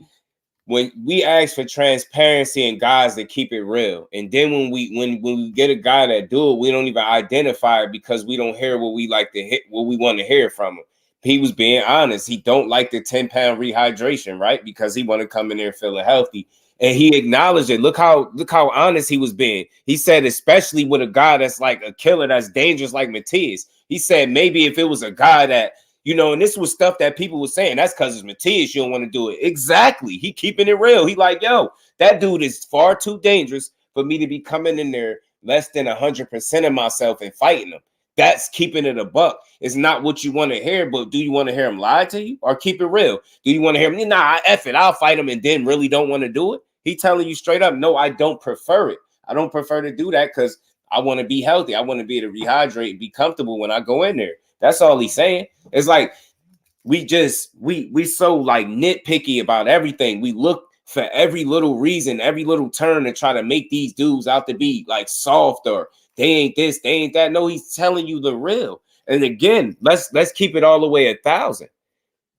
Is Devin Haney rehydrating with a 10 pound, you know what I mean, rehydration clause? No. Under them rules with the 10 pound, no. Would he feel good coming in at 150? Let's just be honest. Would he? No. This is why y'all, the minute y'all talked about him fighting Matias, y'all saying it'd be a unification and those rules won't apply because you know damn well that those are not rules that he would want to fight under either, fighting a guy that's dangerous. And that's just being real. That's not because he's scared. That's because you want to be healthy fighting a guy that's that dangerous. That's just being real, bro. So, and I get it. The people that's like, man, hey, man, you a professional. That's an opportunity. That's a belt. I ain't trying to hear all that make the weight. I get that too, but I'm also real enough to acknowledge what the fighter is saying. And when I'm able to point out and acknowledge and give credit where it's due when a guy is being transparent and real with you. He straight up said that. You know, the guy that's dangerous like that, hell no, you don't want to come in there and pretty much be less than yourself and be comfortable. If it was a lesser challenge or somebody that wasn't as dangerous, maybe you consider it, you know what I mean? You don't question it as much. But with him, nah, I need to be on my P's and Q's with that dude or I'm going to get hurt. And that's just real. That's not what you like to hear, but that's real. So, but you also hear him say, you know what I mean? He'll revisit it and he'll do it. You get what I'm saying? He's saying he'll do it. So I ain't knocking him. I just appreciate the transparency. 140, tall for the division. So, you know, correct me if I'm wrong, but it sounds like you're a little more interested in the WBC route with Haney because it doesn't have the rehydration thing. I mean, I would prefer. That's the right. I would prefer. I'm not gonna lie to you. He would prefer. If the opportunity presents itself and Saturday night we go out there, I feel good. I'm feeling a great performance. Why not? Why not the IBF? I mean, if we get a title shot there, why not? It's a big fight with me and some real Matias. Everybody will be interested, and it will be a great fight. So let's just see what comes to the table. There's a chance that. And you see what I'm saying? That's keeping it real, man. And I just appreciate him. I'm sick of the same corny bull BS rhetoric. Like we look for any little reason to try to make these fighters look like something they not. These dudes fight for a living. They dogs, man. They dogs. But of course, inside of boxing that we know is a damn business, you have to be smart within that business. You will have to be a fool. Again, that's your reputation. That's your record. That's everything you work for on the line. You're going to make sure you're in the best situation every single time you step inside the square circle. You're not trying to hear no guy on the damn sideline that ain't never punched nobody and never took a punch to the face telling you what you should do because of what they're saying. You get what I'm saying? It's about business and being smart. And again, you hear what he said. No, I obviously would prefer the WBC route. I'm not going to lie to you. I'm not going to sit here and lie to you. But at the same token, I go out there and I perform at the, I feel good. Why not take a Subriel Matias fight, man? That's a big opportunity, man. You get what I'm saying? Yeah, it makes sense. Fight him. So, yeah, he might not be saying what you exactly want to hear him say, but he definitely being transparent as a young man. And that's what people got to be able to appreciate that. You know what I'm saying? Like you be wanting people to just say anything and lie to you. And that's not what he doing. So yeah, I appreciate that shit. Yeah, he could lie. Nah, that 10 pounds ain't nothing. Nah, kick his ass. That man went in depth and was like, bro, that dude dangerous. And because of that, that's why I'm saying something about the 10 pounds. Like that's real. That's real. He ain't sitting there like, nah, he ain't who he is. Nah, that dude ain't nothing. And then at the same time complaining about the 10 pounds. You get what I'm saying? Some people shoot themselves in the foot like that. They'll tell you like, yeah, he ain't that much of a threat or he ain't no boogeyman. But at the same token, you will complain about the rehydration, right? The 10 pounds. Him, he like, bro, that dude is dangerous. And that's why. You get what I'm saying? It just is different. I respect it, bro. I respect it. A lot of people will say otherwise. And Look, perfect example, y'all. Perfect example. Teofimo said Matias is the softest in the division. He the easiest and all this other shit, right? We all know that's bullshit. We all know if he got in there with Teofimo, he'd get that dude a damn tough fight, win, lose, or draw, right? But you see the difference when a guy is keeping it a buck and then when a guy is just talking shit, that's the difference. So when I hear Hitchins keep it a buck like that and say, hey, look, man, dude dangerous, bro. I ain't about to play with him and be less than 100%, bro. I ain't about to not be comfortable going into a fight with this dude and get my ass kicked because people want to see it. You know what I mean?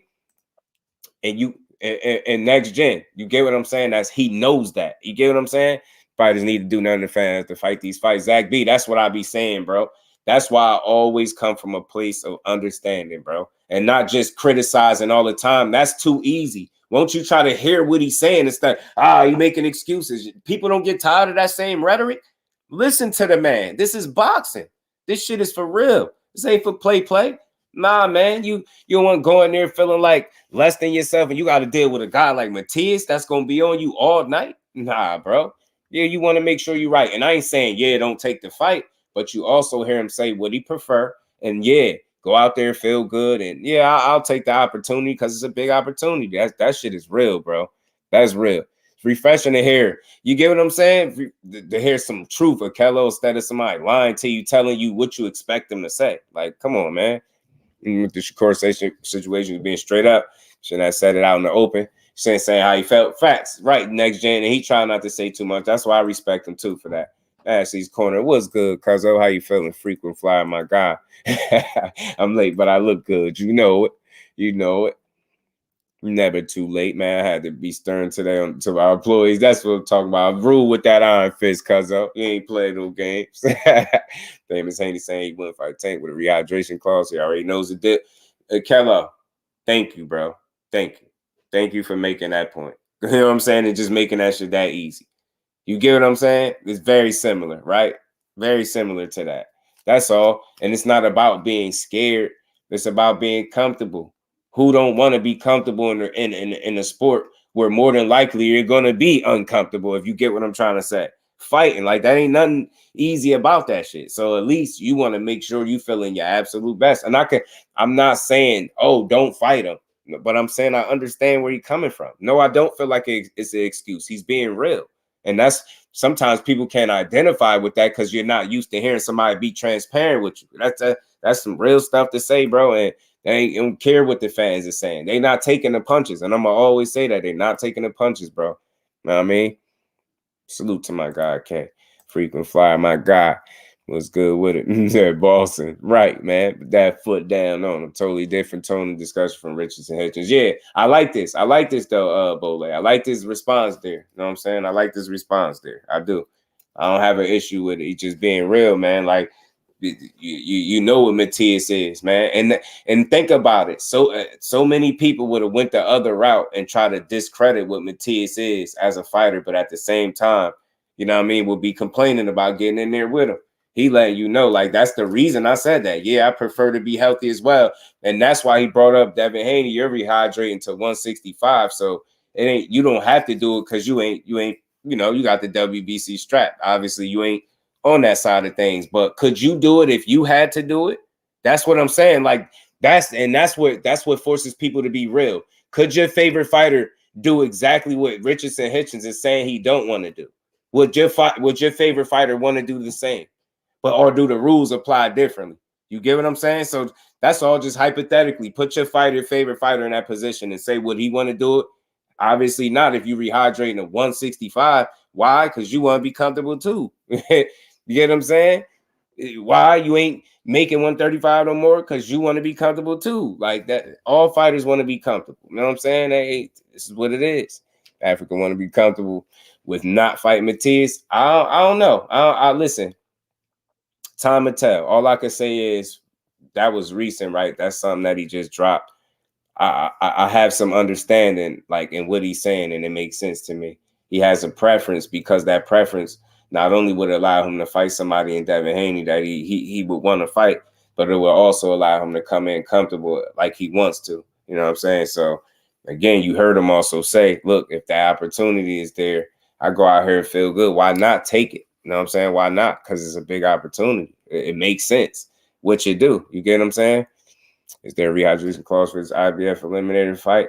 I believe so. I think that's the rules, the IBF rules. You know what I mean? And that's what he was alluding to. Like, that's the rules on it, the 10-pound, I believe it is. And that's what he's saying he don't like. I mean, guess we'll never know. We had to find out. Matias doing sacrifices. Yeah, listen. Everybody is different, bro. All I can say, frequent, but maybe the pressure is a little bit different when the opportunity is presented to you, right? You get what I'm saying? Frequent, it's easy to say what you won't do until you put in a situation and maybe you presented with it. You understand what kind of opportunity it is, then you probably be willing to, you know what I'm saying? Consider it, because think about it. If you're a Hitchins, you're looking to become a champion. And if that opportunity comes and it happens to be a Subriel Matias, are you going to let some funky ass rehydration, you get what I'm saying, rule stop you from being great, stop you from being a champion? And all I'm saying is I believe in Hitchins as a talent. I don't know what he will or won't do until he put in this situation, but I would like to think based on his talent and skill set, he'll be willing to bet on himself and take that fight, much like what he said in this interview. You know what I mean, check go your own bank, man. Question: why is Devin Haney dropping the WBC? Oh, Eddie, and again, I want to be clear. Eddie, this is what Eddie is saying, right? Eddie thinks because they already paid Sandor step aside money that he's not gonna want additional step aside money to not fight again. So he gonna want his opportunity. And Eddie feels like Haney ain't gonna want to fight him because that money ain't gonna be, you know, nowhere near the kind of money that he's looking to make. So, and he said also like who gonna pay for the fight. So matter of fact, let me just play it one more time. Let me see where that clip at. Let me just run it one more time. April 20, I'll get it right in a minute. Yeah. The WBC belt is going to become vacant, right? And Sandor Martin v. someone is going to take place. You really think Devin will vacate? 100%. He ain't going to fight Sandor Martin. All right, who's going to pay for that fight? You don't think the WBC would go, do what you want to do, champ. We'll get 3% of whatever you're doing. And no, Sandor, because they've already paid him. Okay. They had to pay Sandor Martin for this fight, you know, as a step aside. Yeah, listen, if they can do a deal with Sandor and he'll retire and go and sit on a beach in Barcelona and just take step aside money, good luck to him. But I think Sandor will want to fight for the world title. So unless Devin boxes that off quickly, but you got to take a tiny payday for that. And I don't think Devin's about that, you know. You see, and that's just his thoughts on it. He said he felt like 100% that he would much rather vacate than fight this guy. So, I mean, I still think, you know, you got to at least consider that Devin said he wants to become undisputed again at 140. So with that being said, you would think if that fight is presented to him and he has to fight it, then he will. Either that, or if he's to get past Ryan, he just jump right into a unification if possible, and you know, not have to go to Sandor Martin route. But one way or the other, Eddie feels like he's gonna end up vacating. So we'll see. Yeah, Lynn Powell. Yeah, I like Lynn Powell. Next gen Hitchins not allowed to rehydrate the 165. Nope. Not under them rules. Flawless mentality. Dr. Mark, how you feeling, OG? Peace to my brother. How you feeling? Why does every fighter have to be a duck or not want to fight? Because it's wouldn't. That's what I say, man. I hate it. It get the same old rhetoric, Zach. It just get old. It get old and played out. They just keep throwing the same, you know what I mean? The same weird shit out there all the time. What's that, Joe?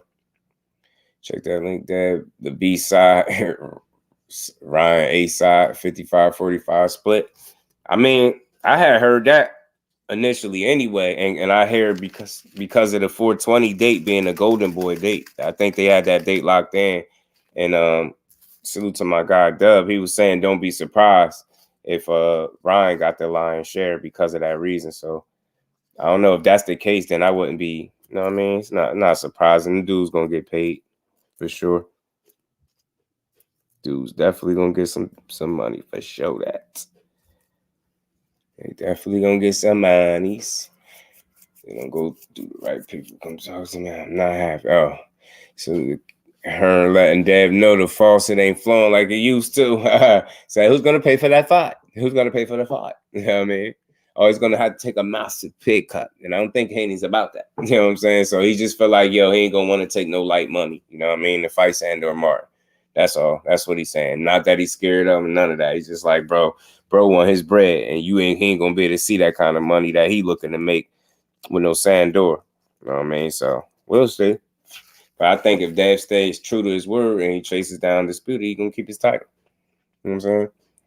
He's going to drop it because Devin can't get paid, or the management company. Yeah, he's basically saying the money that he want, he ain't going to be able to get it. So he don't think he's going to be willing to take that massive pay cut that's going to take place if he's the fighter guy like Sandor Martin. You know what I mean? Because it ain't just simply ain't a big money. It's not a big money fight, as they be saying. It's not a big money fight.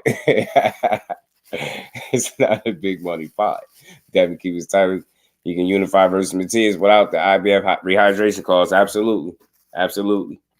Absolutely. So, and you know, just like Joe was saying, we all know the unifications trump the Mandos. So that is a way out of it. And I'm wondering, why didn't Eddie Hearn at least explore that as a possibility? I don't know. I don't know. I don't know. I would like some straightening on that. I wonder why he ain't suggest that.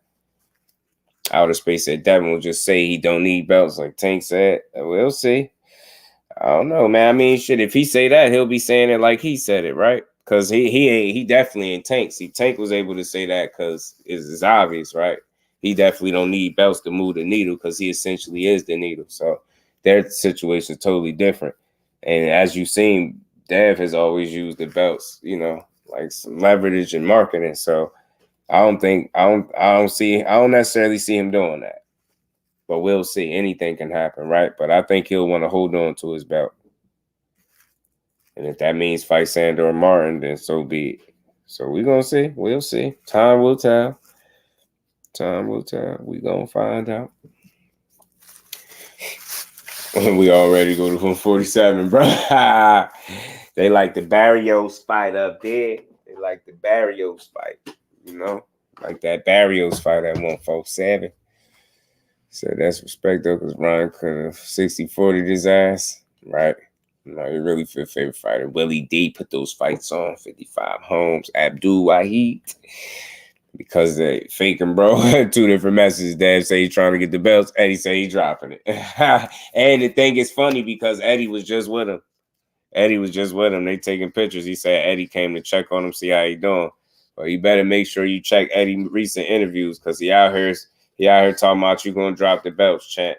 You know what I'm saying? He gonna get on Eddie. He gonna get on your helmet for putting that smut on him. He ain't dropping nothing. I don't think Dad gonna drop the belt. I don't think so. I think he gonna keep it.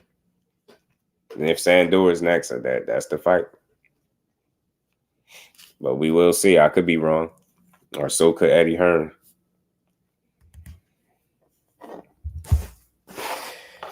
What is this? Paging me at 5:46 in the morning. 140 is way too hot for that. You crazy. See Bill saying that they're taking a 45-55 against Ryan. Yeah, somebody, Joe just said that to me too. Salute to the OG, man, in the Cash App, man. Much love and appreciation, Dr. Mark. Appreciate the support. Let me get an OG. It's just. And we ain't never got a box again. Well, right. well. I already been getting these back, but now it's time for you to get your just due. Appreciate you, Dr. Mark. Much love. But yeah, that split doesn't surprise me because, like I said, bro already told me that date. He said just do elevation, man. Appreciate that, OG, for sure. Crush the legend in the building. What's good, family? Big Bad Boots is waiting. Yeah, Boots posted something. He said he addressing all rumors or something too, man. Boots had like a little cryptic message almost, man. Boots sound like he getting fed up with the talk, man. No, I like it, man. That young man come up out of his shell, man. Y'all wake up a monster and Boots in this. I'm gonna love it, bro. Fight games to somebody lying. That better not duck Sandor. Yeah, I mean, the only way he can get out of it, obviously, is if it's right, a unification, or if he drops the belt, something like that. So I don't see a pair about to get his ass stopped. Man.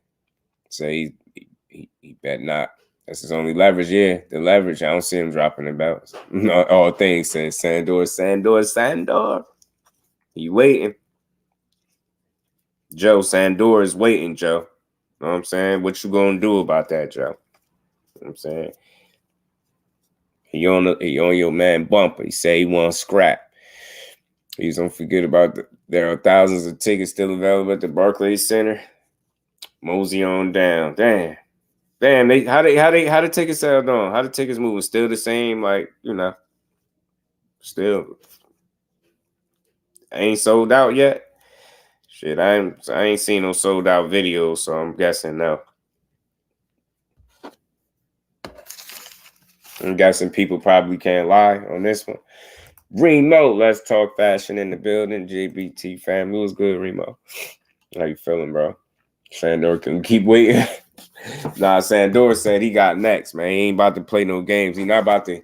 Joe, he said he ain't about to keep effing around with your boy. He said he gonna get his. He gonna get his. You gonna give it to him. Just still flopping. Said probably slower. Damn, that's tough, man. I want to see. I genuinely, as a fight fan, want to see the fight do well. I do. I ain't getting no money off it, but I still want to see the sport win. You know what I mean? I want to see, more importantly, a great fight. But it's just unfortunate that it's like that. Like I said, maybe it's the way they roll things out.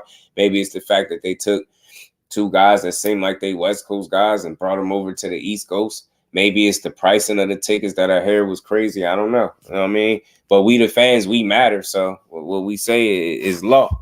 What we say is law. Who cares? They sold 10K on the first day. Shit, man, that ain't enough. They still got to sell though. You get what I'm saying? You still want to sell more. Still want to sell more. And now think about something, right?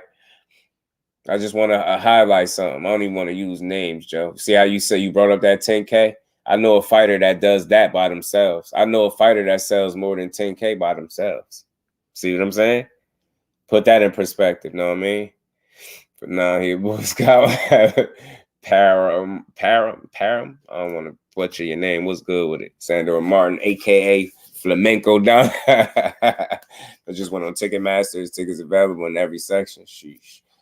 What it's looking like, man? Like, you know what I mean? How it's looking? I hope. I think maybe I'm thinking it'll pick up maybe the last week or so, possibly. You know what I'm saying? Maybe as they get closer to the fight, people will purchase their tickets. I don't know. You know what I mean? Just want to see people win, but I want to see a great fight more than anything. And the ball in the building was good, family. Yeah, what up there? I'm here late today. Yeah, it's all good. Tank said he's gonna keep the fight as far as he can. That rehydration is about keeping things fair. Yeah, it is. It is. I mean, when you're a small ass guy, when you're a small guy, know what I mean? And you giving up so much already, you'll be a fool to give up even more if you don't have to. It just don't make sense to do it. Just don't make sense to do it. And we're gonna talk about that too with Tank. We definitely gonna talk about that because they tripping, man. They acting crazy. Salute to my bro Remo. Oh, damn, look how much these joints cost though, too. They want that bready rap.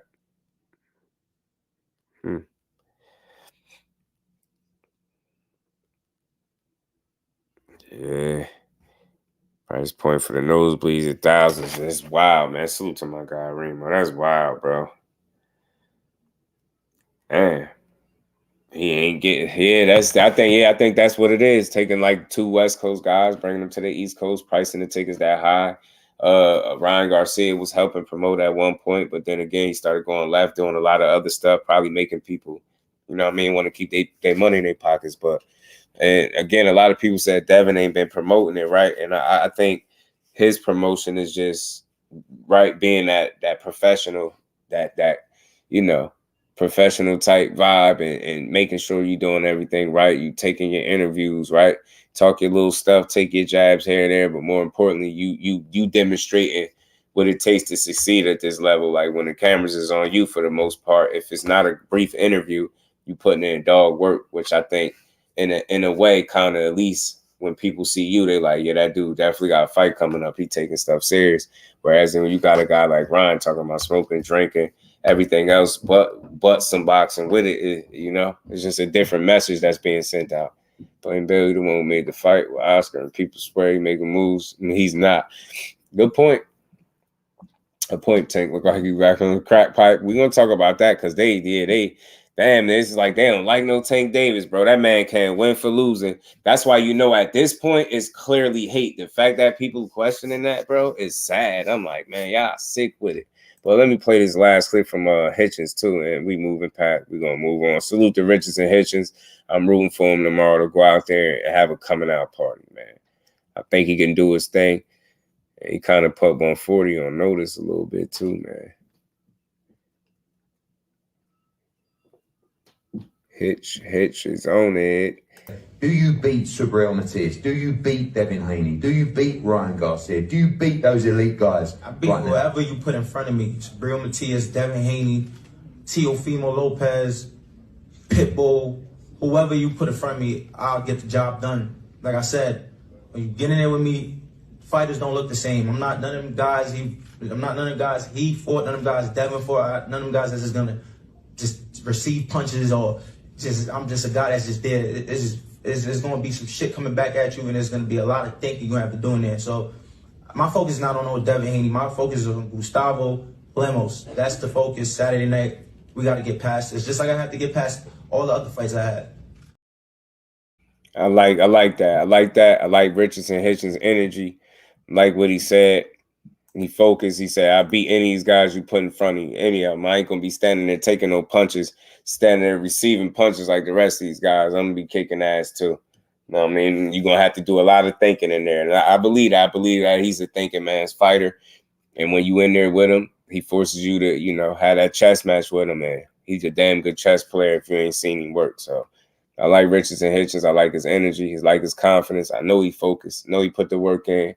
He made weight. I know he's gonna come in here nice and you know, in shape. So I just want to see him stand on business, go out here and have like his coming out party, so to speak. You know what I'm saying? I want to see that for him. I just don't believe them guys at 140 going up to their 147 till boots move up. People probably take their time, Dante. Remo said Ron's core audience is a very young crowd. Yeah.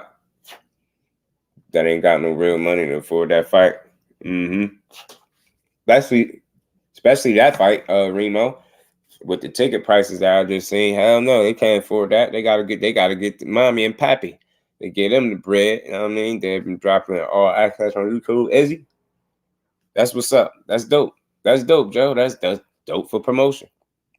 So all hate for Tank just do because he had no problem sounding out where he fights. Yeah, it's hate, man. We're gonna talk about it. We're gonna talk about it for sure. They be tripping. Hired a fake E-News network to follow around with cameras like that. Big deal. You stupid fight game fool. Eddie say he got a cheaper Haney and Hitchins. You getting Dev out of the way. And Hitchins, man. Hitchins is sharp, man. That'll be a damn good fight with them two. I'm telling you, the battle is sharp guys. That'll be a great chess match. Hitchins versus Matias and NY. Let's do it, right? I mean, got to. Oh, he's in D for the win. Said in Puerto Rico. Okay. You want it in Puerto Rico, little Rich, you're going to get hit to like that for everyone else.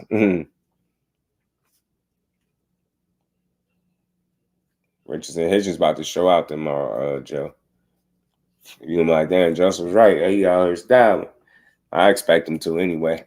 I ain't saying Lemo's supposed to be no cakewalk and nothing like that, but that man good, man. He got some real skill about him. Got some real skill about him. It's gonna be a good scrap. Good scrap IA. Watching the return of the Rock tomorrow. What's the return of the Rock? What's that? Paro is for Puerto Rico. What is Matias? I thought Matias is Puerto Rico too, right? Oh, but you saying that's where they fighting at? He fighting Paro in Puerto Rico? Is he? And what is that? What is the return of the Rock? I'm not hip. Is that a show or something? Is he fighting on Saturday? I don't think nothing wrong with fighting on Friday, Thursday. I don't think nothing wrong with that. Because just for me, it feel like it'd just be an extra day of boxing, or me getting boxing on a day where I didn't get it. That's not a bad thing. You know what I'm saying? That's not a bad thing. Rockers WWE WrestleMania. Oh, okay. I thought he was talking about a show or something. Really gonna hurt that boy if it's at home.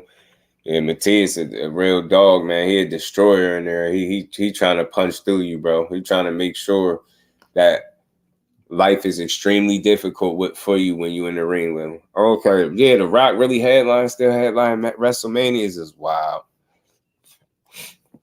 Because I ain't gonna lie, when I was still watching wrestling, that was my guy right there. The Rock was that dude, man.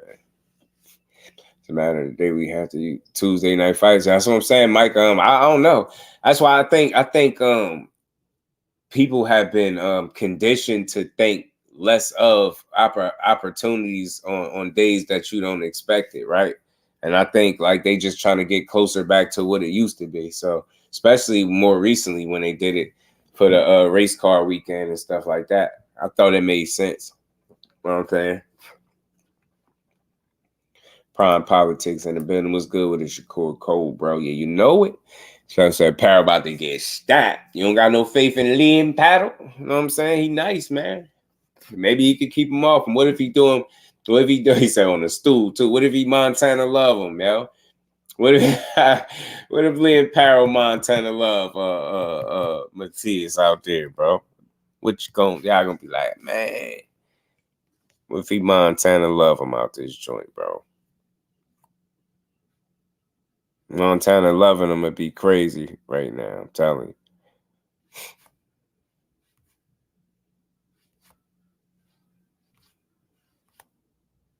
you. Not bad, y'all. I remember was surrounded from Puerto Rico a few years ago. I'm not sure Parrot was ready for how one-sided that crowd will be. That's why somebody just mentioned if he fighting him at home, he about to do him bad. He gonna have the energy. That's gonna be like the sixth man in football or something. I'm telling you, gonna be feeding off the energy of the crowd. Everything he throw, they gonna be going crazy. He ain't coming out for the 7th round. Yo, if he make another guy quit, yo, man, yo, nah, that's crazy. If he makes somebody else quit on the stool again, nah, that's crazy. To Ergashev's credit, though, he did get stabbed in the leg before the fight happened. Somebody tried to rob Ergashev and he got stabbed. I had read that. I just wondered, you know, just how much, if it affected him at all. You know what I'm saying? Because just to see him quit like that on the stool, that's one of the first things that popped in my mind, me reading that article of him getting stabbed in the leg, somebody trying to rob him. So, nervous at home. That's a lot of pressure. Yeah. But it seemed like Matias seemed like fight games. Seemed like he the type of dude that'll relish in that type of energy at home and beat you up because of it. You get what I'm saying? It seemed like he'd beat your ass because of it. The fact that he, you know what I mean, he at home and he got his people cheering, you know, he like a prideful guy, you know what I'm saying? He seemed like he'd just end up kicking up, bro. Could be wrong, but I think Matias ended up kicking ass, man. The really best 140 is here. No Teófimo, Pussy. No Ryan, who is Ryan? No Haney, Chicken. No Rolling. He's a joker, and the world know it. So, what happened? I'm here. Who going to fight with me? Who? Yeah, I already know, man. Salute to my bro Fight Game and that Cash App. Much love, much appreciation. I see you. I already know how I be. Salute to my guy. And we ain't never got to box again. Well, right. well. I already been getting these back, but now it's time for you to get your just due. Salute to my guy Fight Game, man. The Cash App. Appreciate you, family. Y'all make sure y'all punch the like button. We're going to roll for a little bit more, man. We ain't done just yet. Rolly's a weirdo. He says he's a yoker in the world know it. Like, yeah, he meant that with yoker in the world know it. Haney, Chicken, you know, Chicken. You know what I'm saying? He ain't playing with y'all. Who won fight with me? Who? You know what I'm saying? You know it, Bole. That's a classic, man. I got to leave that one in there, man. Got to. It don't matter. They fight on the moon, Parrot getting stopped.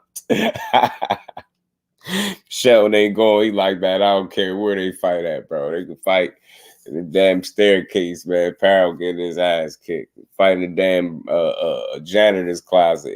Parrot getting stopped. You know what I mean? Who won fight with me? Who? You know what I'm saying? Who? You know what I mean? Man, that was funny though, man. And that's the guy that they'll tell you is ducking somebody. That guy. That they'll tell you he's ducking. It's the weirdest thing, man. I thought he said weirdo. Oh, yeah, he said in the world know it. Yeah. He said Rolly, a yoker. In the world know it. No, he took the hell with the J, yoker. You know what I mean? If that man say he a yoker, He a yoker. I mean, I ain't heard of that word until he said it. But if somebody like Matias out here creating their own words, I'm going. Who am I to correct that man? If you want to call Rolly a yoker, have at it, man. Pound is the Rubik's Al guy, man, the best.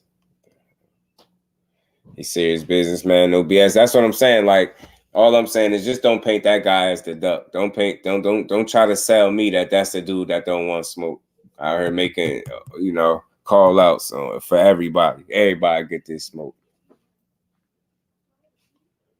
The yoker is classic, bro. You know what I'm saying? You better not try to correct him, too. You know what I'm saying? You better not try to correct him. You know what's good? Yeah, he ain't no damn duck, man. That dude he really one of them ones, man. He exciting fighter to watch.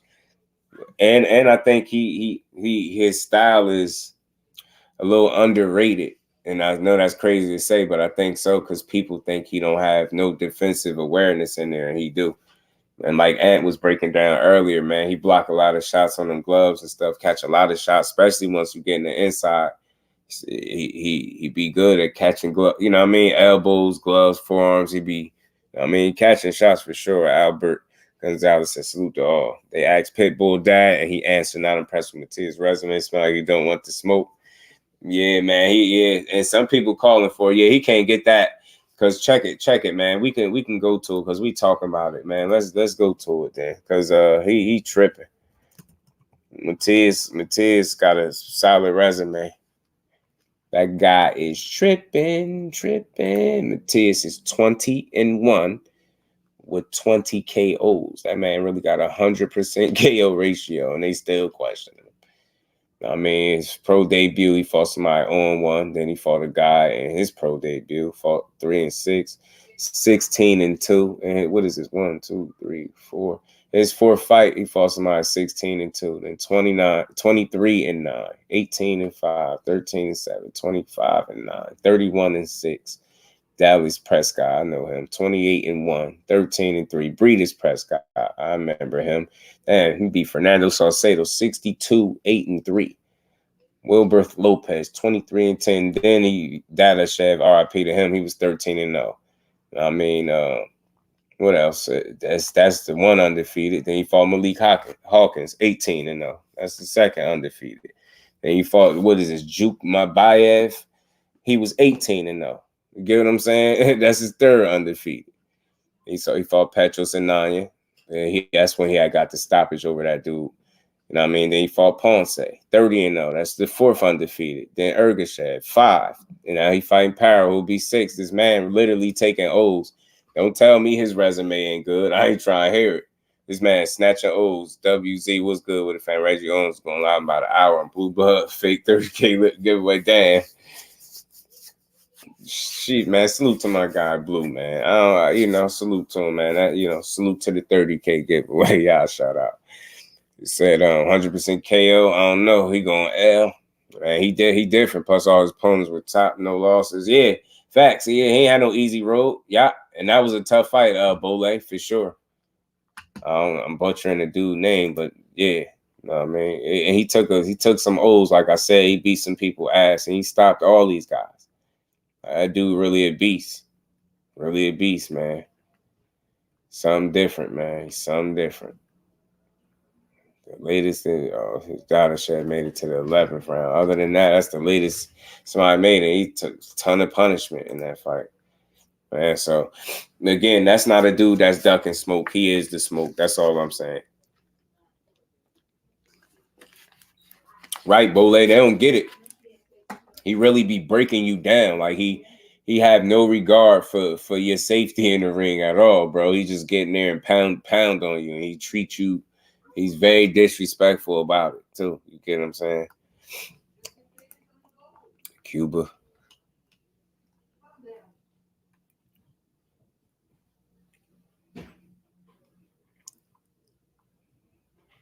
Ollie Romero received a beating. Okay, that's what that was. I wanted to see what that was real quick. Richard Paris in the building. What's good, my guy? How you feeling? Mike White in the building. Just I'm chilling in the back. Listen to you cook. Peace to you in the chat, family. Much love and appreciation, Mike. Appreciate you, bro. Let me get you right. And we ain't never got to box again. Well. I already been getting these bets, but now it's time for you to get your just due. I'm Staffy. Salute to my guy, Mike. I'm Staffy. But yeah, man, Matias is a dog, man. So I'm looking forward to see what he do with Paro. I do think, and that's another legit opponent again, bro. Like I said, he coming in there, Liam Paro 24-0. He just dusted Montana Love off something crazy. You know what I mean? He fresh off stopping Ergashev in 6 rounds, who was 23-0 with like 20 knockouts. So this dude is serious, man. He got a good resume, and he tough to deal with. Anybody trying to use his resume as an excuse not to fight him, I'm willing to bet his resume is better than theirs. So if it's Pitbull and his pops, and again, it be his pops, I think Pitbull will fight anybody. I really do. His pops be talking that stuff because, you know, he know what time it is. So that'd be a damn good fight to watch. Matter of fact, when they talking about this, did they talking about Matias and Pitbull? And he's going to be a titleist in one of the deepest divisions in the weight class. Now that it's happened, I'm like, cool, sign me up. I'm ready for it. Dude, him and Super Matias, come on. Sign me up. Get them in the ring ASAP. That is gangbusters from beginning to end, as long as it lasts. Unification, too. Right, unification as well. So that's another thing now. A guy like Cruz, who is so fan-friendly, we've been talking about that the whole time. Now he has a belt. Now guys have to fight him.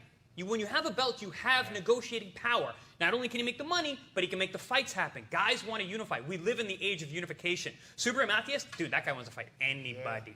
Anybody. That fight makes so much sense, not only just from the business side, but also from the fan-friendly side. The other guys, Teofimo, you kind of never really know what's going on with him. Devin's on his own track. He does what Devin wants to do. If he wants to fight him, there's a possibility to make it happen. But I think the Matias Cruz fight is the next one that should be made for every reason under the sun. Chris Algieri like to see that Matias versus Pitbull Cruz. Look, that'd be a crazy fight. That'd be a crazy fight right there, man. And it'd be a crash out. Listen, maybe they the true crash out kings. I gave it to Rolly and Pitbull, but I take that back because Rolly is not exactly the crash out king he once used to be. In fact, Matias, though, and Pitbull are those guys that crash out. You know what I mean? I've just been tired of following the recent rap beef. Salute to my guy, Richard. Appreciate you, fam. Sold out EJ for Surfer, y'all. Y'all crazy. Why is Eddie talking about unifying? Why Pitbull and not Dev? Yeah, man. I wonder. Makes no sense unless they pump faking again. Yeah, it's just one of them things where we hear what they saying, but we got to pay attention to what they do. Fight game. That's all. That's how I process that. We hear what they saying, but we want to see what they really do when it's time. You get what I'm saying? And that's where I'm at. So, you know, Eddie is known to spin a yarn on you. So we don't know. We just got to wait and see. But like I said, I think he might be a little off base about that vacating that title. I don't think he's going to want to do that. You know what I'm saying? I think he's going to want to hold on to his belt. And for obvious reasons, right? Especially if he, like you said, you chasing down Undisputed. Let's get it. Let's see it and let's get it. You know, let's see it and let's get it.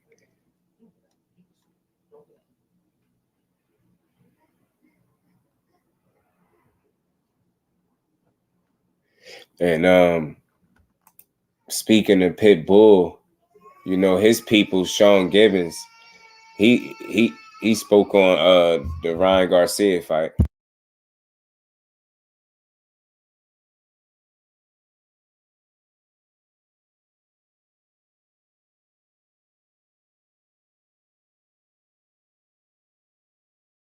My bad, y'all. He said Dev never pumped no fake. We gonna see. We gonna find out. Eddie has 2 champs at 140. I bet money they don't fight. Yeah, it's gonna be tough to see. In hindsight, though, Pitbull was definitely right.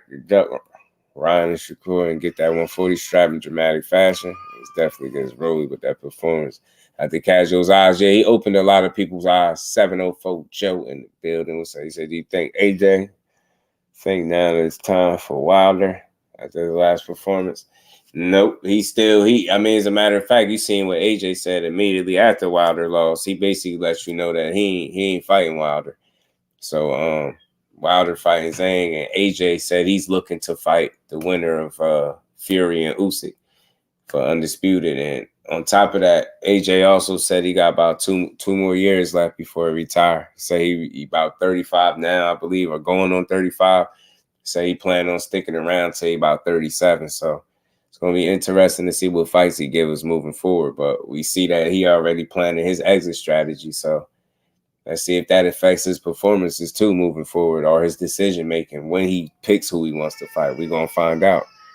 I was talking about Dev dropping the belt, nobody wanted to pay for. Yeah, that's Eddie Hearn giving his thoughts on him saying he feel like 100% Dev is going to drop the belt, vacate it, because Sandor Martin is not a big fight. Nobody's going to want to pay for it, and he don't think Dev is going to want to accept a massive pay cut that's going to come with fighting Sandor Martin. So he feels like the belt going to go vacant, and it's going to be Sandor Martin versus somebody else. He said they already paid him step-aside money as it is, and he said he don't think he gonna want it again. He said he think he gonna want a shot at the belt. So in his opinion, he feel like Dev gonna vacate the title and not, and not fight Sandor for that reason, just because it's not a big fight and not a big money fight. But we'll see. Like I said, I don't know if Eddie is aware of Dev saying he wanted to chase undisputed, so I don't see how dropping the belt helps you with that. You get what I'm saying? So that's Eddie, Richard. Man, Jermaine Wood, what's good with it? I talk about Pitbull versus Matias. They're going to move Pitbull like a star and put him in their buns and try to sell tickets and call him the next face of boxing. You know we ain't buying that, Jermaine. But I think it would be wise to put him in fights. I think those would be how you make some money from them, unless they just go milk it and put him on a tour. But, Pete, that's going to be pretty see-through. You get what I'm saying? And they already throwing his name in the hat. With other people, he threw his name in the hat with the other champions. So I'm expecting Pitbull, especially being a guy that seemed like he's willing to fight just about everybody, right? Yeah, especially if he can make some money. So let's see what fights he gives us. But I get you. I get what you're saying. You feel like they're going to try to milk the championship run, but I don't know. We'll see. My Bob, I won't talk to these guys, man. Yeah. Yeah, so much for that one. Undisputed and right. That's what I'm saying, Richard. So with Eddie Hearn saying that, and he's just giving his thoughts, right? So it ain't for sure got to happen that way. But I wonder why he said 100%. Like 100%. Let me just play it real quick one more time, and we're gonna keep it moving. April 20. I'll get it right in a minute. The WBC belt is going to become vacant, right? And Sandor Martin v. someone is going to take place. You really think Devin will vacate? 100%. He ain't going to fight Sandor Martin. Right, who's going to pay for that fight? You don't think the WBC would go, do what you want to do, champ. We'll get 3% of whatever you're doing. And no, Sandor, because they've already paid him. Okay. They had to pay Sandor Martin for this fight, as a step aside. Yeah, listen, if they can do a deal with Sandor and he'll retire and go and sit on a beach in Barcelona and just take step aside money, good luck to him. But I think Sandor will want to fight for the world title. So unless Devin boxes that off quickly, but you got to take a tiny payday for that. And I don't think Devin's about that, You see? So, and again, I know a lot of people, you could feel a number of different ways about it, right? If you just think about how Devin been moving, what he been talking about, he about that bread, he ain't in it. He's done it before in the past, but again, he felt like he done it in the past, he would never have to do it again, right? Take less money or any type of pay cuts, because he sacrificed, and he did that twice with Cambosis, right? But here you go, a situation where you'll find yourself getting paid less than what you feel like you worth, right? So again, remember people saying, well, you sacrifice one time, you'll never have to do it again. Remember people saying that? No, you take this shit into the stick now, you'll never have to take it again. Well, what the hell would this be if he got to take a pay cut and not taking the shit into the stick again? See what I'm saying? So they ask you to do it once, twice, they'll ask you to do it a third time, man. Don't tell me they won't, or a situation will present itself where they'll pretty much ask you to do it. You know what I mean? And that's just where I'm at with it. So we're going to see, man. Anything can take shape. Again, I think that, like I said, I seen Sandor Martin being adamant about him getting his shot after this fight. So if he take more step aside money, I'll be a little surprised, not fully, but, because money talks. You know what I'm saying? At the end of the day. Go get that bag. Facts. Gotta take a tiny payday for that. Not losing no money for you like that for no Sandor Martin event. You get what I'm saying? That's what I'm saying. Judah Ben, my guy, what's good with it, bro? You just got home. That's what's good, man. You know, you was putting that work in. Big Dre, what's good with it, family? Said that one's undisputed. Go straight for unification. That puts Martin on the shelf because unification Trump mandatories.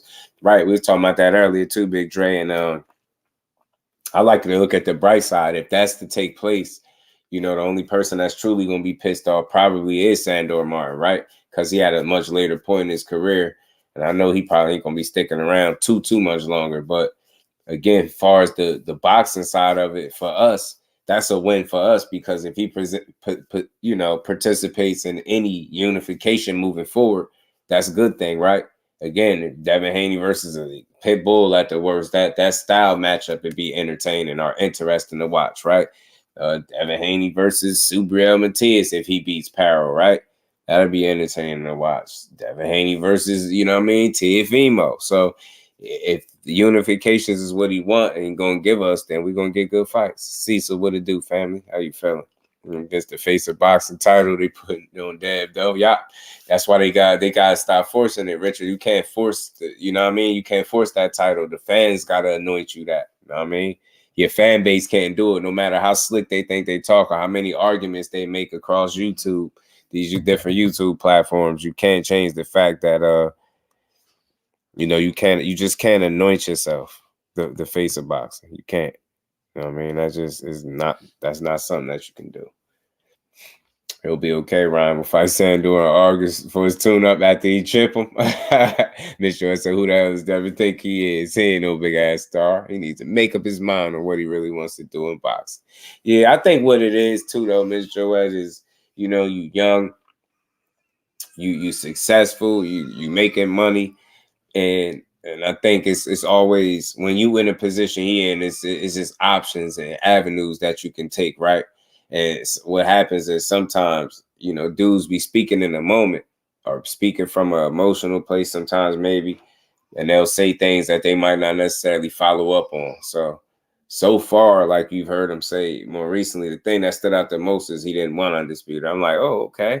Then he turned around and was like, yeah, I changed my mind pretty much. Like, so again, that means more good fights moving forward. And again, remember, he said he bullied the bullies, right? So, all right, Matias is the TOs, everybody, you gonna fight them all. So the face of boxing sell no matter who he in there with. I'm saying facts, Richard. You know it. The face of flopping, dang, y'all tough. Who's gonna pay for the fight? Yeah, Eddie, like, man, ain't nobody paying for that, John. You feel me? They're coming up off that strap. You think you're gonna give it up? Man, I don't know. It's crazy because he could change his mind. Like, he's entitled to change his mind. Like, but I just know some people that's gonna be on his helmet about it. You know what I mean? Like, nah, bro, you said you want undisputed. So if you drop a belt, not to fight Sandor Martin, they're gonna take that and run wild with it. Unification bouts are worth it, but Devin has to show up and give us something exciting. For sure, Big Dre. For sure. But there's rules that has to obey by. You can't only pay people off so many times. Yeah, that's why I say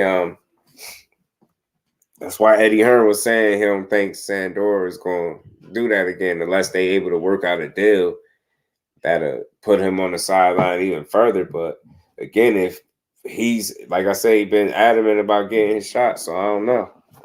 We'll see. No, I don't know. I just don't know what's up. Ready to see, but 420, I think we're gonna be in for a good fight. Good fight, long as it lasts. Long as it lasts, it should be a good fight.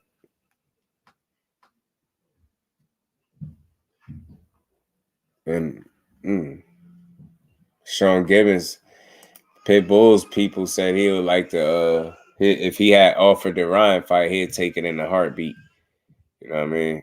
Misunderstood Ryan getting the strap up off him. Oh, okay. Next gen AB. He like, nah, Ryan getting it, man. Getting that strap up off him.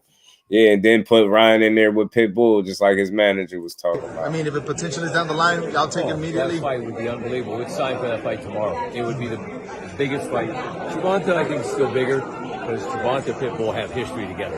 Ryan, people ain't putting a lot of stock in his action right now. He needs to go out. If he goes out and beats Devin Haney or does something big in that one, then absolutely, he's right in the mix with everybody. Ryan and Gervonta and Pitbull are the three biggest guys that can do numbers and do business. I mean, Pitbull just opened up Amazon on Prime, pay-per-view, PBC, and I mean, you heard the crowd, you heard the people, the walkout, the Mexicans, the Hispanics. See, so they take that heart, so they take that fight in a heartbeat with Ryan and Pitbull. And Ryan said he'd stop Pitbull in like 5 rounds or something. So he'd sleep him. Say he'd stop him in 5 rounds, but he's just talking. And get a shot if someone gives it to him. Yeah. Oh, Sandor, he been passed over. I mean, he in there now, unless somebody pay him off again. He said after Ron went against Duarte, I take that fight quick too. Fate was good, bro. Lemos look like he wear grease.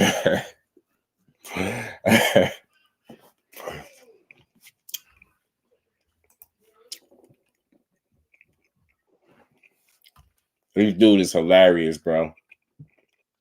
He said he sound like Dirk. Ryan need to concentrate on Devin. Give us a fight worth watching. Yeah. GP was good, bro. Y'all ain't wake up feeling like a king? Y'all know y'all rocking with it. Miss Joy said, oh, hell no. Oh, man. Hop onto that ring. I see blood. I see blood. Ryan, shout out, bro. Man, Devin better fight Sandor, fight Matias. If he run up to 147, it'll be just like him turning down Shakur unless he go up and fight Boots. Yeah, you know that ain't gonna happen. Yeah, that is not gonna happen. Hop on the ring, I see, but yeah, I know y'all was rocking with that joint. King said Ryan is a fool. Said with a baby at in the other room, chilling. The fact that he is serious in his music video, yeah, he was dead serious. And he said that was not a prank. Nah, it wasn't. He said 1 hour. Ryan Garcia, bro. Listen, he said he blocked on Instagram. He can't go live or something like that. That's because all that stuff he putting out. That's probably why they block him. Blocked him off IG. But just like my bro Jay was saying, when he was doing his jogging and running, he looked like he was in some shape. He was talking the whole time, then slow down, running a good pace. So I don't know. Maybe he is in better shape than what people think. And if he is, then he should put up a better fight than what people think. But we just gonna have to wait and see. You get what I'm saying? I'm probably getting reported right. I'm telling you, Rich, they tired of him. They done had enough. When he threw out the BBL joint, notice it came after that. After the BBL joint, that the chicks probably was like, man, we had it with this guy. I'm telling you, Oscar won the Grammy. Hey, don't sleep with Ryan. And Miss Joy said, good. Talib Cunningham, what's good, family? How you feeling? He better be Devin. Got one of the best gas tanks in the game for sure. He got to be in shape. He got to be in shape. He got to be focused, and he got to learn to be first or punch with Devin, or he gonna get picked apart. Future got competition now in battle with auto-tune. You heard that, Cal? Woke up feeling like a king. I know a couple of y'all nodded y'all feet, tapped your feet at least once or twice to the beat. At least once or twice. At least once or twice, though, man. You know what I mean? Woke up feeling like a king. Oh, man. That dude is hilarious, though, bro. Hilarious, man. Hilarious he is, bro. So I'm waiting to call him KQKC and I'm paying for that ish, yeah. For sure. Salute to the OG KQKC. No, he be calling the fights better than the people that's there. Better than the actual announcers. Yo, did y'all see tell me y'all seen he said he got a little bop, not bad for what it is. Right. Did y'all see Jake Paul fold Lil Pump the rapper, bro? Like, tell me y'all seen that. Them fold this the rapper man. Look at this, yo. Check this out. Ready?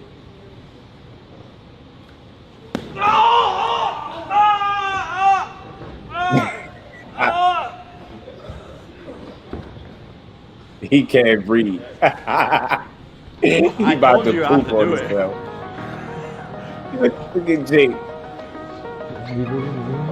Like a kid talking about, I told you I could do it. Like, yeah, you won't stand in front of nobody like that and let that man punch you. Like, he had too much fun doing it. Look how Jake looked, y'all. He's like, I told you I could do it. Like, why would he like that?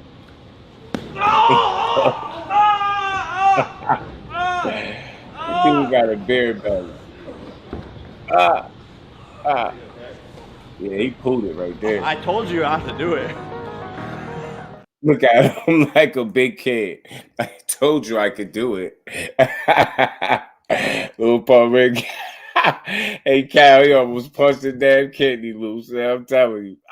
Well, I got.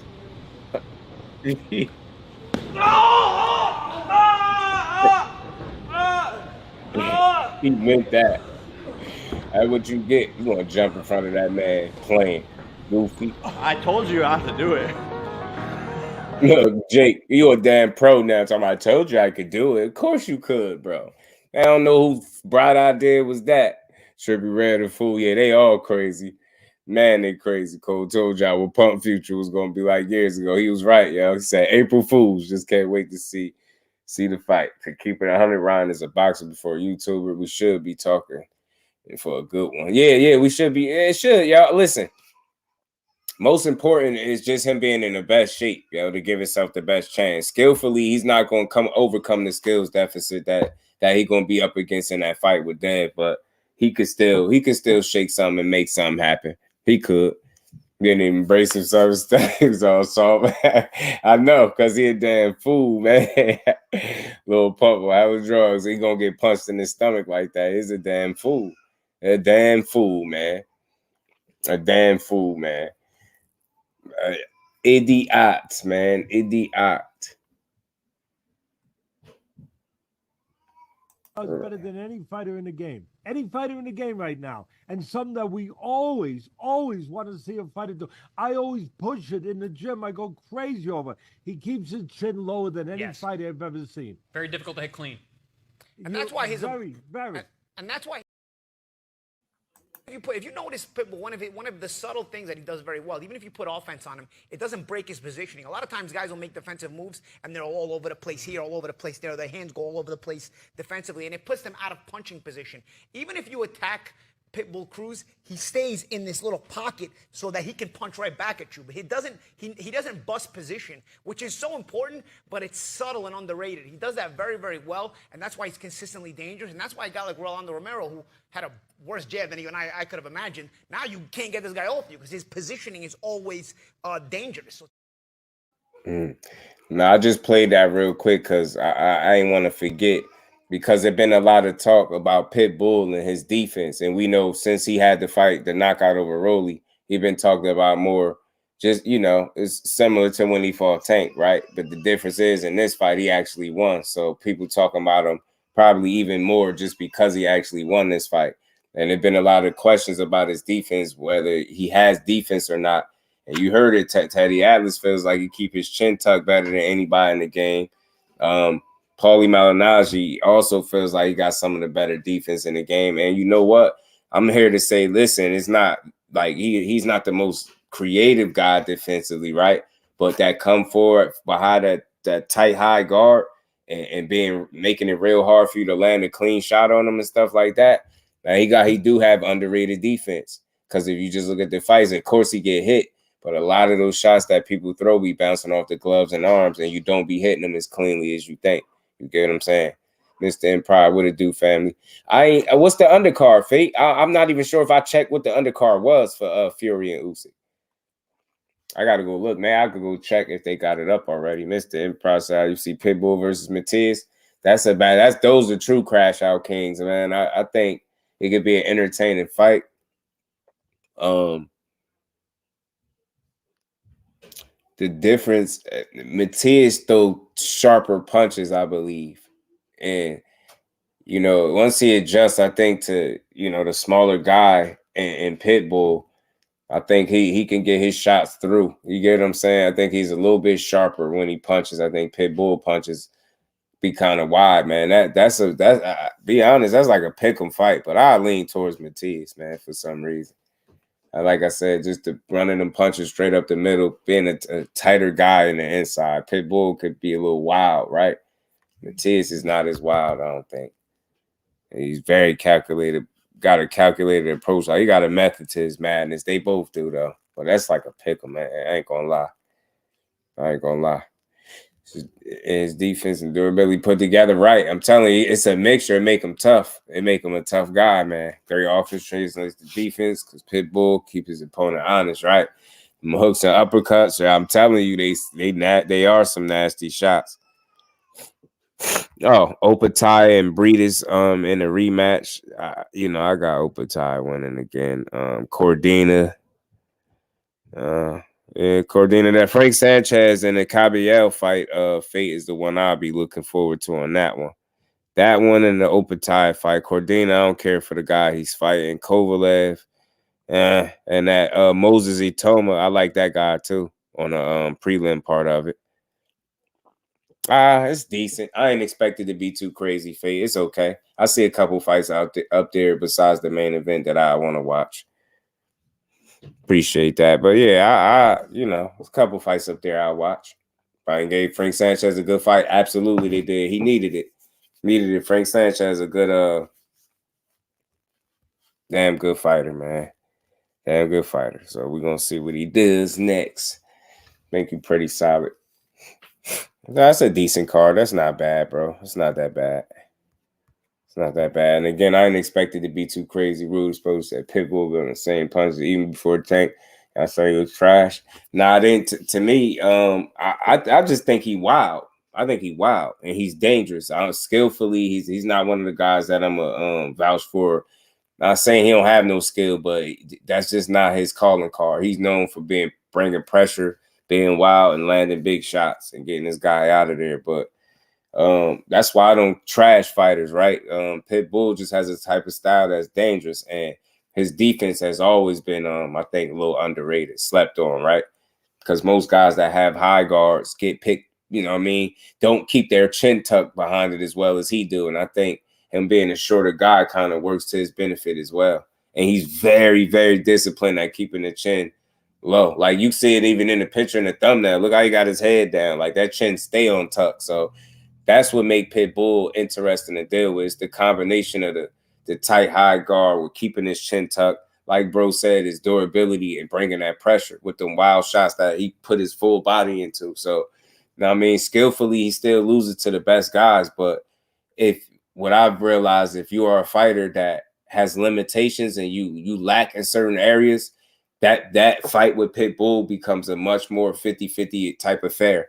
And it becomes a much more dangerous fight for you now, because typically the areas where you going to lack is going to put you in situations to get clipped by shots like him, like you seen with Rolly. Like I said before, not having the best defense, feet and all that stuff, and being able to consistently get out of the way of punches, right? Like you never seen Rolly win a fight relying on defense. So just imagine when he in there with Pitbull that he spent most of the fight trying to move around. So he was on the defensive, and it was just a matter of time before he got caught. So that's the thing with Pitbull. He still is who he is. Like, it ain't like he just all of a sudden gotten better. No, he went in there and beat Rolly ass, because Rolly, again, is limited in areas where they're beneficial to Pitbull. You get what I'm saying? If you can't deal with pressure and you don't have the defense and landing the punches and have the creativity to keep the guy off you, which Rolly did not, then you ultimately gonna get yourself knocked out. You frustrated, you can make a miss. Yep, great fight for him. Matias for the fans. Yeah, can't see the guy trying to dodge the shots. They're gonna be going right to each other. GP. And that hooks off Rolly straight rights was crazy, man. I'm telling you, I'm going to look deep into Rolly win. Nah, me either, Bole. It's a Rolly win. So I just feel like it just opened my eyes to what it was already there. And again, like I'm even paying more attention to how effective that high guard is for him and keeping his chin tucked. Like I think that's one of the things that keep him in fights. And as long as he's on his feet, he pretty dangerous. You get what I'm saying? So that's just what it is. Cabrera, yeah, he gave him a ton of problems, Bole. So you see, the same issues that he used to have, he still has, Bole. Ain't nothing about him really changed. He's just still dangerous, right? And that's it. He's just a dangerous guy. But I do feel like his defense is underrated. I do. The defense slightly is underrated or underappreciated, however you want to look at it, right? I think he do a better job than what people give him credit for, not allowing you to land as cleanly as you would want to. And even though Rolly did get some shots in there, just look how difficult he was making it for him to really get clean like he wanted to. And he wasn't getting nothing more than one punch off at a time. So he tamed that dude something vicious, man. But again, it is Rolly. And I ain't taking nothing from Rolly, but he ain't one of the guys that I feel like from a skill standpoint is going to give somebody hell in there. Rolly's just a strong guy, come forward. He could be awkward. And he let his hands go. Cuba just 80%, never 1,000. Awesome. Time Cuba is awesome. Daniel, where you from, bro? Yeah, son. Y'all hit the like button for your boy. But then Vic, Jay Tassie, what's good with it, fam? My bad. Pardon me. What's good, homie? Not going to eat. But yeah, man, that's just what it is. So, and again, it's just more eye-opening when you get a fresh win. So people still going to talk about it. And I think what it is with Pitbull, right? It's not that you set the bar so high for him as a fighter, but you do understand with him being the champion at 140, it's a lot more entertaining fights for him to be a part of, right? You get what I'm saying? Those champions are fun fights for him. You get what I'm saying? So we'll see what he give us moving forward, man. I just hope I hope we can get some of the other guys in there with him. You know what I mean? Some unification fights at 140 need to happen. Like, we don't want to see these dudes dancing and maneuvering around each other. We already got T.O. fighting a damn Steve Claggett when nobody in the world want to see that. At least Lynn Parrell's undefeated guy coming off his best win in his career, probably over Montana Love. So, that fight is cool. We know Rolly had to get taken out by Pitbull. That fight was cool. We get the Devin and Ryan situation. I think T.O. is fighting the least known opponent out of all the guys. So we got to see what's up with him. I have to throw jabs. I notice most of these new fighters, especially not throwing jabs, to close distance by just walking them down. Yeah, it's crazy because a lot of guys don't be knowing how to deal with that pressure, Jay. But what would make Pitbull more dangerous is if he had a consistent jab. Man, and constantly pressuring guys, he'll make things extremely difficult for these fighters, bro. Rolly fight right now is Barroso, and I wouldn't mind the Pitbull and Barroso fight either, for sure. There's some reports of Teal getting offered Alvarez, Rodriguez, and hell yeah, next gen. He got offered Kenneth Sams, Elvis Rodriguez, Raymond Morataya, and Steve Claggett, and he chose Steve Claggett. Yep, 100% true. Yes, he did. So he 100% fighting somebody. He had better competition. He just chose not to, take those fights. And listen, I think being that he came off Josh Taylor in a fight in Jermaine Ortiz where he struggled, I don't think he want to go in there and back with another tough fight. So I think he just took a softer touch, showcase kind of fight. You know what I mean? So I ain't gonna criticize him too much for this next fight. I know people gonna have a field day with it, but I'm gonna look to see what he do after that and see if the pattern, if I got it right, if this is why he took this kind of fight, just a softer touch after what was kind of a tougher fight than I think he expected in Jermaine Ortiz, and he just didn't look good in that fight. So I don't think he want to have another performance where he looks shaky or possibly lose. So I think he want to fight where he can kind of showcase fight for him. When do wells walking your opponent down without throwing is more effective. Yeah, it's crazy. Sometimes with some guys you can do that though, Jay. Not everybody. Some guys know how to, more technically and fundamentally sound and they ain't gonna let you just walk through their front door without greeting you with some jabs, a heavy dose of jabs, or you know what I mean, just punches. Period. Some guys know how to keep you out of their wheelhouse. You know what I'm saying? But some of these young guys don't know how to keep a dude off them, and a consistent jab will help. So for who again? Sorry, it's like where I'm at. He could have fought Raymond Morataya, Elvis Rodriguez, Kenneth Sims Jr., but he chose Steve Claggett. That was the guy he chose.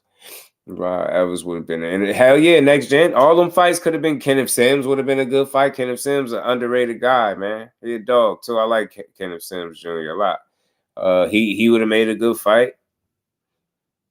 Shit, and they even asked Raymond Morataya and Robert Garcia, was they willing to go up to 140, and they was willing to do it. Raymond Morataya was also, him and Robert Garcia was ready to make that decision if they need be to go up to 140, but they said no. I mean, he picked Steve Claggett. And again, right, I know when people hear that, they like, yo, he ducking. I look at it like he ain't ducking necessarily. Like, I know people gonna say it, but for me, it's like as a promotional entity or his team or the people that represent him, they gave him options. Here's 4 options, and he chose the least the least known guy. You get what I'm saying? So I get people that say it's ducking, but I believe it's his options, and he chose a softer touch on a comeback fight after Jermaine Ortiz. You know what I'm saying? Yeah, Raymond, Sims, Steve, Elvis, right? Mm-hmm. It's crazy when you think about it, right? It's crazy. And Raymond and them is at 35. More times willing to come up with Robert. Kenneth Sims would have been a good fight. Kenneth Sims caught wind of that. He reposted it. He was on it. He was like, see? He was like, yo, your favorite fighter don't be one no smoke. No smoke, no smoke. And I came across something that because I'm probably gonna rock for another 20 minutes or so. So we gonna so Steve Claggett is it. I don't know nothing about that dude, and I know it's gonna be it's gonna be a showcase fight for Tio. I already know. Talking about trying to push a career forward. Yeah, but I think next gen, and all honestly, bro, I think the fact, like, if maybe let's say hypothetically he dominated Jermaine Ortiz, then maybe he don't pick this dude. Maybe his confidence is sitting different. You get what I'm saying? Next gen, maybe he going into his next bout with a different kind of confidence. But you can't tell me, like, this is the same dude. He didn't look good against Sandor. He questions himself in live time in the ring. He didn't look good against Jermaine Ortiz. And it was like a boxing kind of display Jermaine Ortiz put on, right? Kind of just didn't allow him to look good. So to me, it's right on par. His confidence seemed like it took a hit, and he taking us off the touch. You know what I'm saying? To probably get some confidence back, showcase fight, get him a win, and then hopefully he get back to those top names. Mm-hmm. Miss Joette, that's why I call that BS. And that's why I say, even though I ain't dissing him, but fighting Steve Claggett when you had an opportunity to fight what I would feel like is 3 better opponents and you said no, you don't want nothing to do with no Bud Crawford. That's a clear clout chase. Stop mentioning that dude's name like that. Yo, that's not the tree to bark up, and that's not the fight you really want. You can't sell that to me no matter how much you try to push it. I'm not buying it. You don't want to fight Bud Crawford, bro.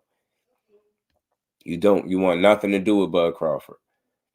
Yeah, facts, Big Dre. Looking for the path of the least resistance. That's what I'm saying. But look, do y'all feel what I'm saying? Like, Andre Ward words kind of, play in the back of my mind when I hear this move that he made, not fighting these quote unquote killers. I ain't saying Jermaine Ortiz was a killer, but that fight ended up being tougher than what he anticipated. So I think he's using this as like an opportunity to take a lighter touch and keep things moving, right? Kind of rebuild some confidence. I think that's what he want to do before he go into a fight with a tougher guy. We're going to see if I'm right or wrong. Either that, or we about to see Tio being on some, like, cherry picking type stuff. You get what I'm saying? So we're going to see. 40 is tough enough. It is, man. At all. Like my man Jay said, it. Tio Daddy is the most annoying. Yeah, he be tripping. Appreciate you, 704. Much love, bro. Much love, man. All love, man. I'm saying making Pitbull miss isn't enough. You can't make him pay. Get his respect, you're in trouble. Yeah, no, listen, that's one part of the battle, making him miss, right? And you know, Rolly was able to make him miss at certain points. So that's definitely, like you said, it's not enough. You gotta I do think you gotta kind of get his respect, you know, or just you gotta be able to keep him consistently off you. And that's not gonna be easy, right? Especially if you don't have the punching power to do it. So if you don't have the punching power, you damn sure better have the boxing ability. You get what I'm saying? Because I do believe you could, but it's going to be a very tough fight if you can't really keep him consistently away from you. It's simple with Pitbull because he got one mission to get in close and make sure you don't make it to the final bell. That's how he give it up. He not trying to, you know, really box and figure a bunch of stuff out. He trying to get close behind that tight high guard, and he trying to let his hands rip when he get there. You know what I'm saying? That's just what he on. That's how he give it up. That's what he on. Still remember Till Pops talking about waiting on him. Well, yeah. That's Bud Crawford was waiting on him at the medical. He's waiting on my son. I don't know why, bro. Why was he waiting, bro? Why was he waiting, bro? He was dead serious. Like he couldn't understand why Bud would be waiting for them at medical. That's because y'all was talking crazy. Bud was about to check y'all temperatures real quick, man. He was trying to make sure y'all wasn't on the wrong kind of timing. You dig? That's all he was doing, bro. But I just wanted to check their temperatures a little bit. Just a little bit. Gertz was good with it, famo. NPR 76 in the building. Pitbull got to use that jab, too. He's too predictable. Yeah, even Rolly was able to catch on at a certain point, but he just wasn't able to maintain it. But, yeah, a jab and make him so much more dangerous is ridiculous. Who they try to rob, Gertz? That Pitbull was walking through some big shots. Yeah, that Rolly through, yeah. You know what I'm saying? It's going to take more. You can't, more than making a miss. And GP, it take more than one shot is what I noticed, bro. You need multiple shots to put on them, right? You got to be creative, should I say, with your offense.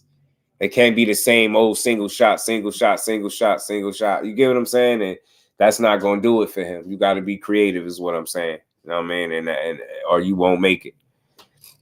Mention the hardcore caught the hangout today. Good show. Yes, told you, Big Dre. Appreciate you stopping through. That's my guy, man. Salute to my guy, Hardcore Boxing. He said, nah, that's what Teal Senior said. Oh, yeah. Yeah, they tried to rob my son. We was just there to talk about how he was saying Bud was waiting on them at medical. But he said they had to take him out the room. I didn't even know that happened, bro. Bud was on timing, bro.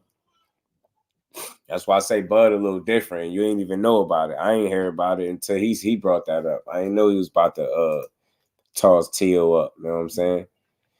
But man, I'm gonna touch on two more things before I get out of here. I'm gonna play this clip from David Benavidez. He went on this podcast, man. David Benavidez tired of Canelo. Tired of Canelo shit, and I feel him, man. What I'm doing at the end of the day, I'm not going nowhere. I'm gonna stay here. If anything, when I keep winning and keep beating these guys impressively, the fight's going to be even bigger when it happens. So, yeah. If the Canelo fight doesn't happen, would you consider maybe moving up in a weight class, fighting somebody like, I don't know. I am moving up in weight class. Better be able? Okay. No, so this next fight, I'm moving up to weight class. So before I say anything about the next fight, it's going to be fucking big. Me and Gervonta Davis are fighting in a card together. It's going to be big. It's probably going to be the biggest card of the year. I don't know when it's going to be. Either June 15th or June 22nd. I don't know where yet, but it's gonna be big. And then we're still trying to look for that Canelo fight. Yeah, you know, Canelo is all that bullshit. Like, oh, he needs to be respectful. This and that. I'm not gonna bow my knee to nobody because I've earned my shot for the belts. The only reason this fight isn't happening because he wants fucking 150, 200 million, which is absurd. Not even the promotion company makes money like that. So that's just basically me telling me that he's scared. Why is he doing this? Because he's that scared of you? That's a monster. You know, I mean, if the thing about this, I try not to say much because if I say I'm scared, if I say he's scared, people say I'm a hater. Oh, what have you proved? This and that. I've got 3 belts. I'm the #1 contender. I don't need to prove shit. I beat the people that tell me to beat, so you can fight for the title. Right. And I've done that over and over again. I've been in the mandatory for 3 years. Man, and he's speaking facts, man. I'm with David right there. So they still have some type of plans on coming back down after the fact. So I mean, that's going to be risky, but we're going to see, man. Salute to him. He on the card with Tank. He fighting Vossick at 75. Let's see where he go from there. I mean, he done said it all to Canelo, man, from being disrespectful to the point where he like, bro, I'm going to just keep beating people up and you're going to have to fight me. You know what I'm saying? This fight going to happen because I'm going to keep winning. And I just like the energy. So people, I just hate this notion that he begging for a fight. You got to think these dudes is fighters and stop keep saying dudes want paydays. They prize fighters. They all want paydays. Facts, next gen. I was about to point that out. The fact that David said absurd, you know is wrong. You know he ain't rocking with it. Bro said it's absurd. You asking for 150, 200 million, which is absurd. You know, they don't even get paid that much. The networks don't get paid that much. Like, what are you talking about, dude? So I'm with David. I like his energy. I like what he's saying, bro. I'm going to keep beating people ass, and you're going to have to fight me. You know what I mean? I'm telling you. Y'all make sure y'all smash the like button until you say you disrespect, you get no check. That's how you acting, man. Salute to my baby girl. You get better over there, man. You just feel better. You know what I mean? What show is that? That's the Fresh and Fit, I believe, podcast is what it's called, I believe, GP. And you could go watch the whole joint, but I just wanted to capture that little clip because he basically saying he ain't bowing down to nothing. He ain't about to say you scared or whatever, but at the end of the day, you asking for crazy amounts of money, and y'all keep talking about what has he proven, and he don't got to prove nothing. He the number one contender. He beat the guys that he was supposed to fight. He's sitting over there with 3 interim belts. Stop acting like you don't know what time it is. So I like it. Keep it moving. I mean, keep beating people up, but keep putting pressure on him. Don't let his ass off the hook. And again, that stalk his ass, but in the meantime, keep getting fights and keep beating people ass. You get what I'm saying? I don't see a huge problem with it. I'm not even mad at him. Go get it. Go get what you know what I mean? Go get it, David. And even Tim Bradley has something to say about this. You gotta be a man, right? If you got another man coming to your house, coming in your sport, whatever you want to call it, bro, and he's calling your name, he's doing the same thing you doing, he fighting, and you the guy, you the cash cow, you the face of boxing, and you don't answer that call, bro, that says something about you, man. You know what I'm saying? You supposed to stand up. You supposed to say, oh, really? Oh, you think you better than me? Okay. He has proven himself enough. But Benavidez, man, Benavidez is disrespecting him. He's telling him to grow some balls. He's doing all of that, bro. And if you being Canelo Alvarez and you have any pride and your dignity in you and your skills, I don't care. I don't care. Step up and face that man, bro. Yeah, straight up. And I know a lot of people oftentimes don't agree with Tim Bradley, but I think he was 100% on point right there with that. Like, look, man, you a man, you the guy that you say you is, then step up and face that dude. And it's funny how what any other fighter will tell them that, you know, the same thing. Why ain't you fighting him? You get what I'm saying? When it's a certain somebody, it's like, well, this such and such said he want to fight you. Anytime somebody mentioned wanting to fight him, we all over it. You know what I mean? Certain couple fighters are like that, people like that. But when it comes to him, is David is begging, and you know he just wants a payday. No, he wants the opportunity. And why do I know that? Because he's been applying pressure. Because since he made the 2 mistakes with the recreational drugs and coming overweight, you know what I mean? He lost his titles on the scale, and then to the the outside the ring antics. Since that, he's been on the straight and narrow, and he's been doing nothing but beating ass and fighting better and better competition. And he more recently, he beat back-to-back guys that I felt like were more skillful than him, but he beat them both. Get what I'm saying? Because he's showing you that he absolutely is one of the top guys at 68. And I think the number 1 and number 2 guy, respectfully, since you want to throw yourself out of the equation because you don't want to fight nobody, is David and David. Benavidez and Morrell. You know what I mean? And I think you should just give Benavidez his shot. I think he deserves it. He been showing it. He grew up. Like I said, he done made up for his mistakes, and he done positioned himself the right way. Even so much so, he willing to go up to another weight class, fight somebody else, and still try to apply pressure on you, man. You got to respect it. Fans got to stop saying you begging for a fight. And you got to start asking yourself, why would a guy that's a number 1 contender that got running around with 3 interim belts, that position himself, that's beating guy after guy, participating in title eliminator after title eliminator, is even having to beg for a fight? Think about what you're saying when people say that he's begging for a fight. Think about that. Just think about it for a second. He begging for a fight, right? That means somebody don't want to fight him, right? And it shouldn't be like that because he positioned himself. It ain't like he's some guy, new guy that ain't did none at all, and he calling for Canelo. That's not the case. You get what I'm saying? And again, let's not lose sight of the fact that it will be Jaime Munguia getting a shot at Canelo Alvarez at 168 and all them belts on May 4th. Again, not David Benavidez. So miss me with that. He won a payday because they all do. They all want to get paid. You know, notice nobody said this with Jaime Munguia. He won a payday. They just kind of like accepted it. Like Benavidez don't deserve the shot. It's wild to me. Legacy Define, what's good with it, family? How you feeling? You get what I'm saying? He was on point with it, D. You know what I mean? Only tough competition when payday according to Canelo, not Calvin Smith, not Beaver, not Caleb Plant. You get what I'm saying? They all want to be paid, but at the same time, I feel like David Benavidez is really a guy that want to kick your ass, and you know it. So get that man a shot because he deserve it, not because he won it, not because the fans are asking for it, because he deserve it. The fans are asking for it, and he won it. You get what I'm saying? It's too much like right. So whatever, I'm over it. You know what I mean? Benavidez, just keep winning. I'm rocking with you, man. I think he's going to win, you know what I mean, against Bostic at 75, and let's see where he go from there. At some point, this dude can't duck him forever, or maybe he could, but it ain't going to look good, you know what I mean? Yeah, he was spot on, bro. And one more thing before we get out of here, I'm going to touch on, man. I know y'all all seen the pictures, and y'all probably seen the different stuff, people running their mouth.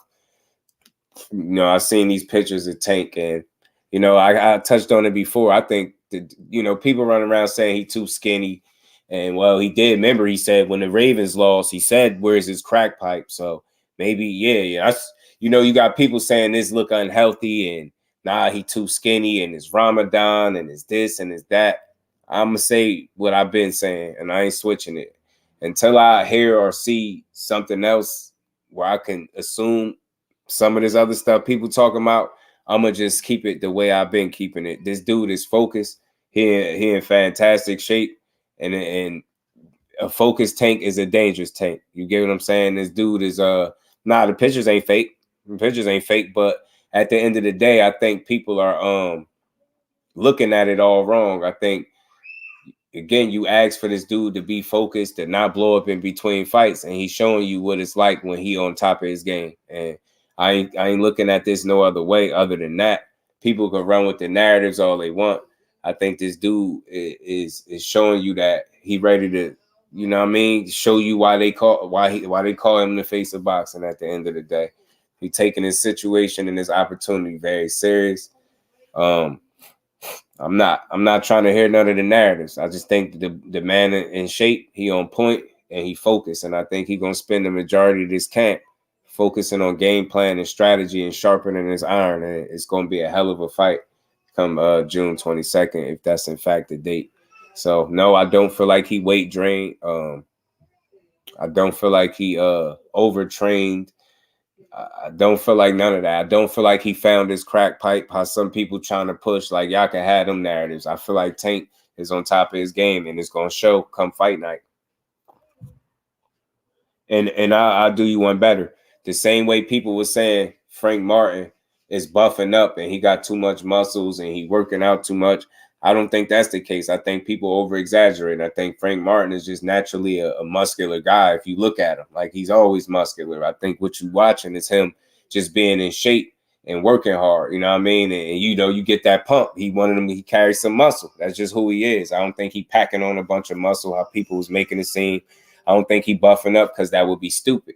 You get what I'm saying? So I got to tip your hat. Both of these dudes is focused. They locked in, and that's why we're going to get one of the best cards of the year, and this could be one of the best fights of the year. You know what I mean? Fact. You know what I'm saying? They weird, man. These fans be strange, some of them. Tank me look good. You can tell in his face, keeping up that clean diet. And that's instead of assuming stuff like that, Jay, stuff that makes sense, because he got a whole fight coming up. They want to assume BS. Like he ain't doing right by himself. That's why I say when you him, you know that is hate, and they just don't appreciate it for what it is, because they'll assume everything foolish instead of something that makes sense. So unless I hear that something is wrong with him for him being this small, I'm gonna just assume what I feel like is logical to think with a fight coming up, especially You know what I mean? Every fight for him is a big fight because he gonna get the best version of people. And how many undefeated people he already done fought? So he gonna get the best version, and they're gonna be trying to take what he got. So I don't look at it like nothing is wrong. I just look at it as he focused.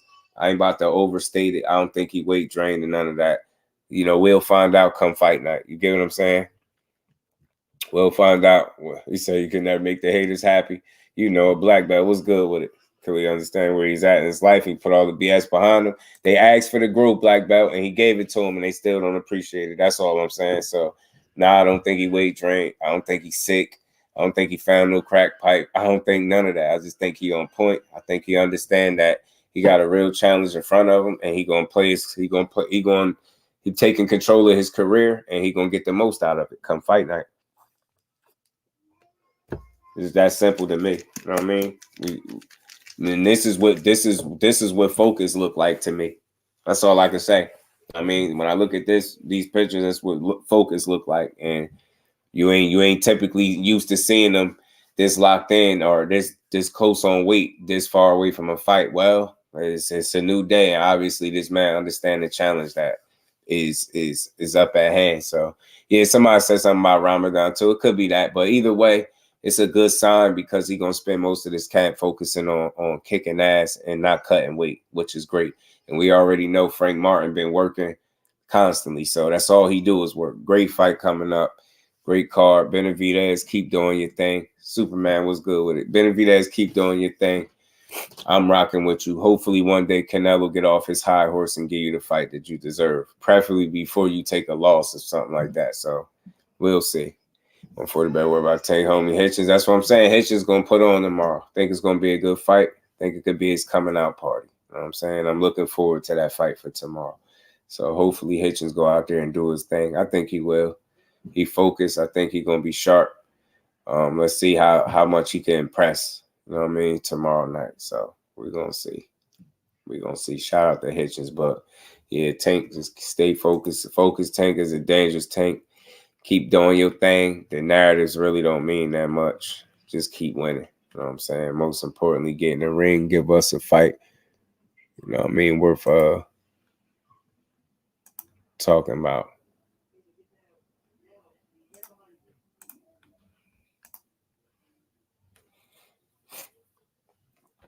And salute to the queen, Miss Joette. You make sure you have a great evening as well. And y'all make sure if you didn't, smash that like button. If there's notifications on, do your boy solid. Make sure y'all notifications on. Another dope build on a Friday. You know, we're going to be back tomorrow for sure. They build some more. Salute to my guy, Ace. Daryl Thomas, my guy, Black Belt. Legacy Define, Gertz. Zach B, J, you know, y'all keep rocking. Y'all keep rocking with your boy. We gonna keep building, man. Again, Joshua, just so I bring anybody up to speed that didn't catch it. Joshua said he got about 2 more years to go. He got to about 37, and he calling it a career.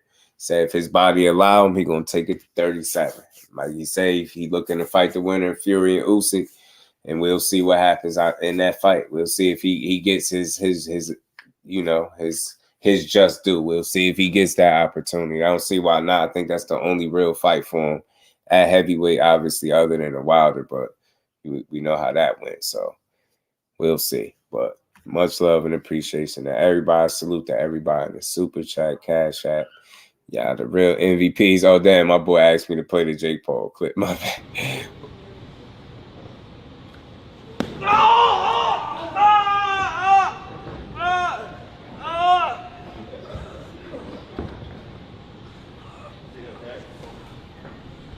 I told you I have to do it.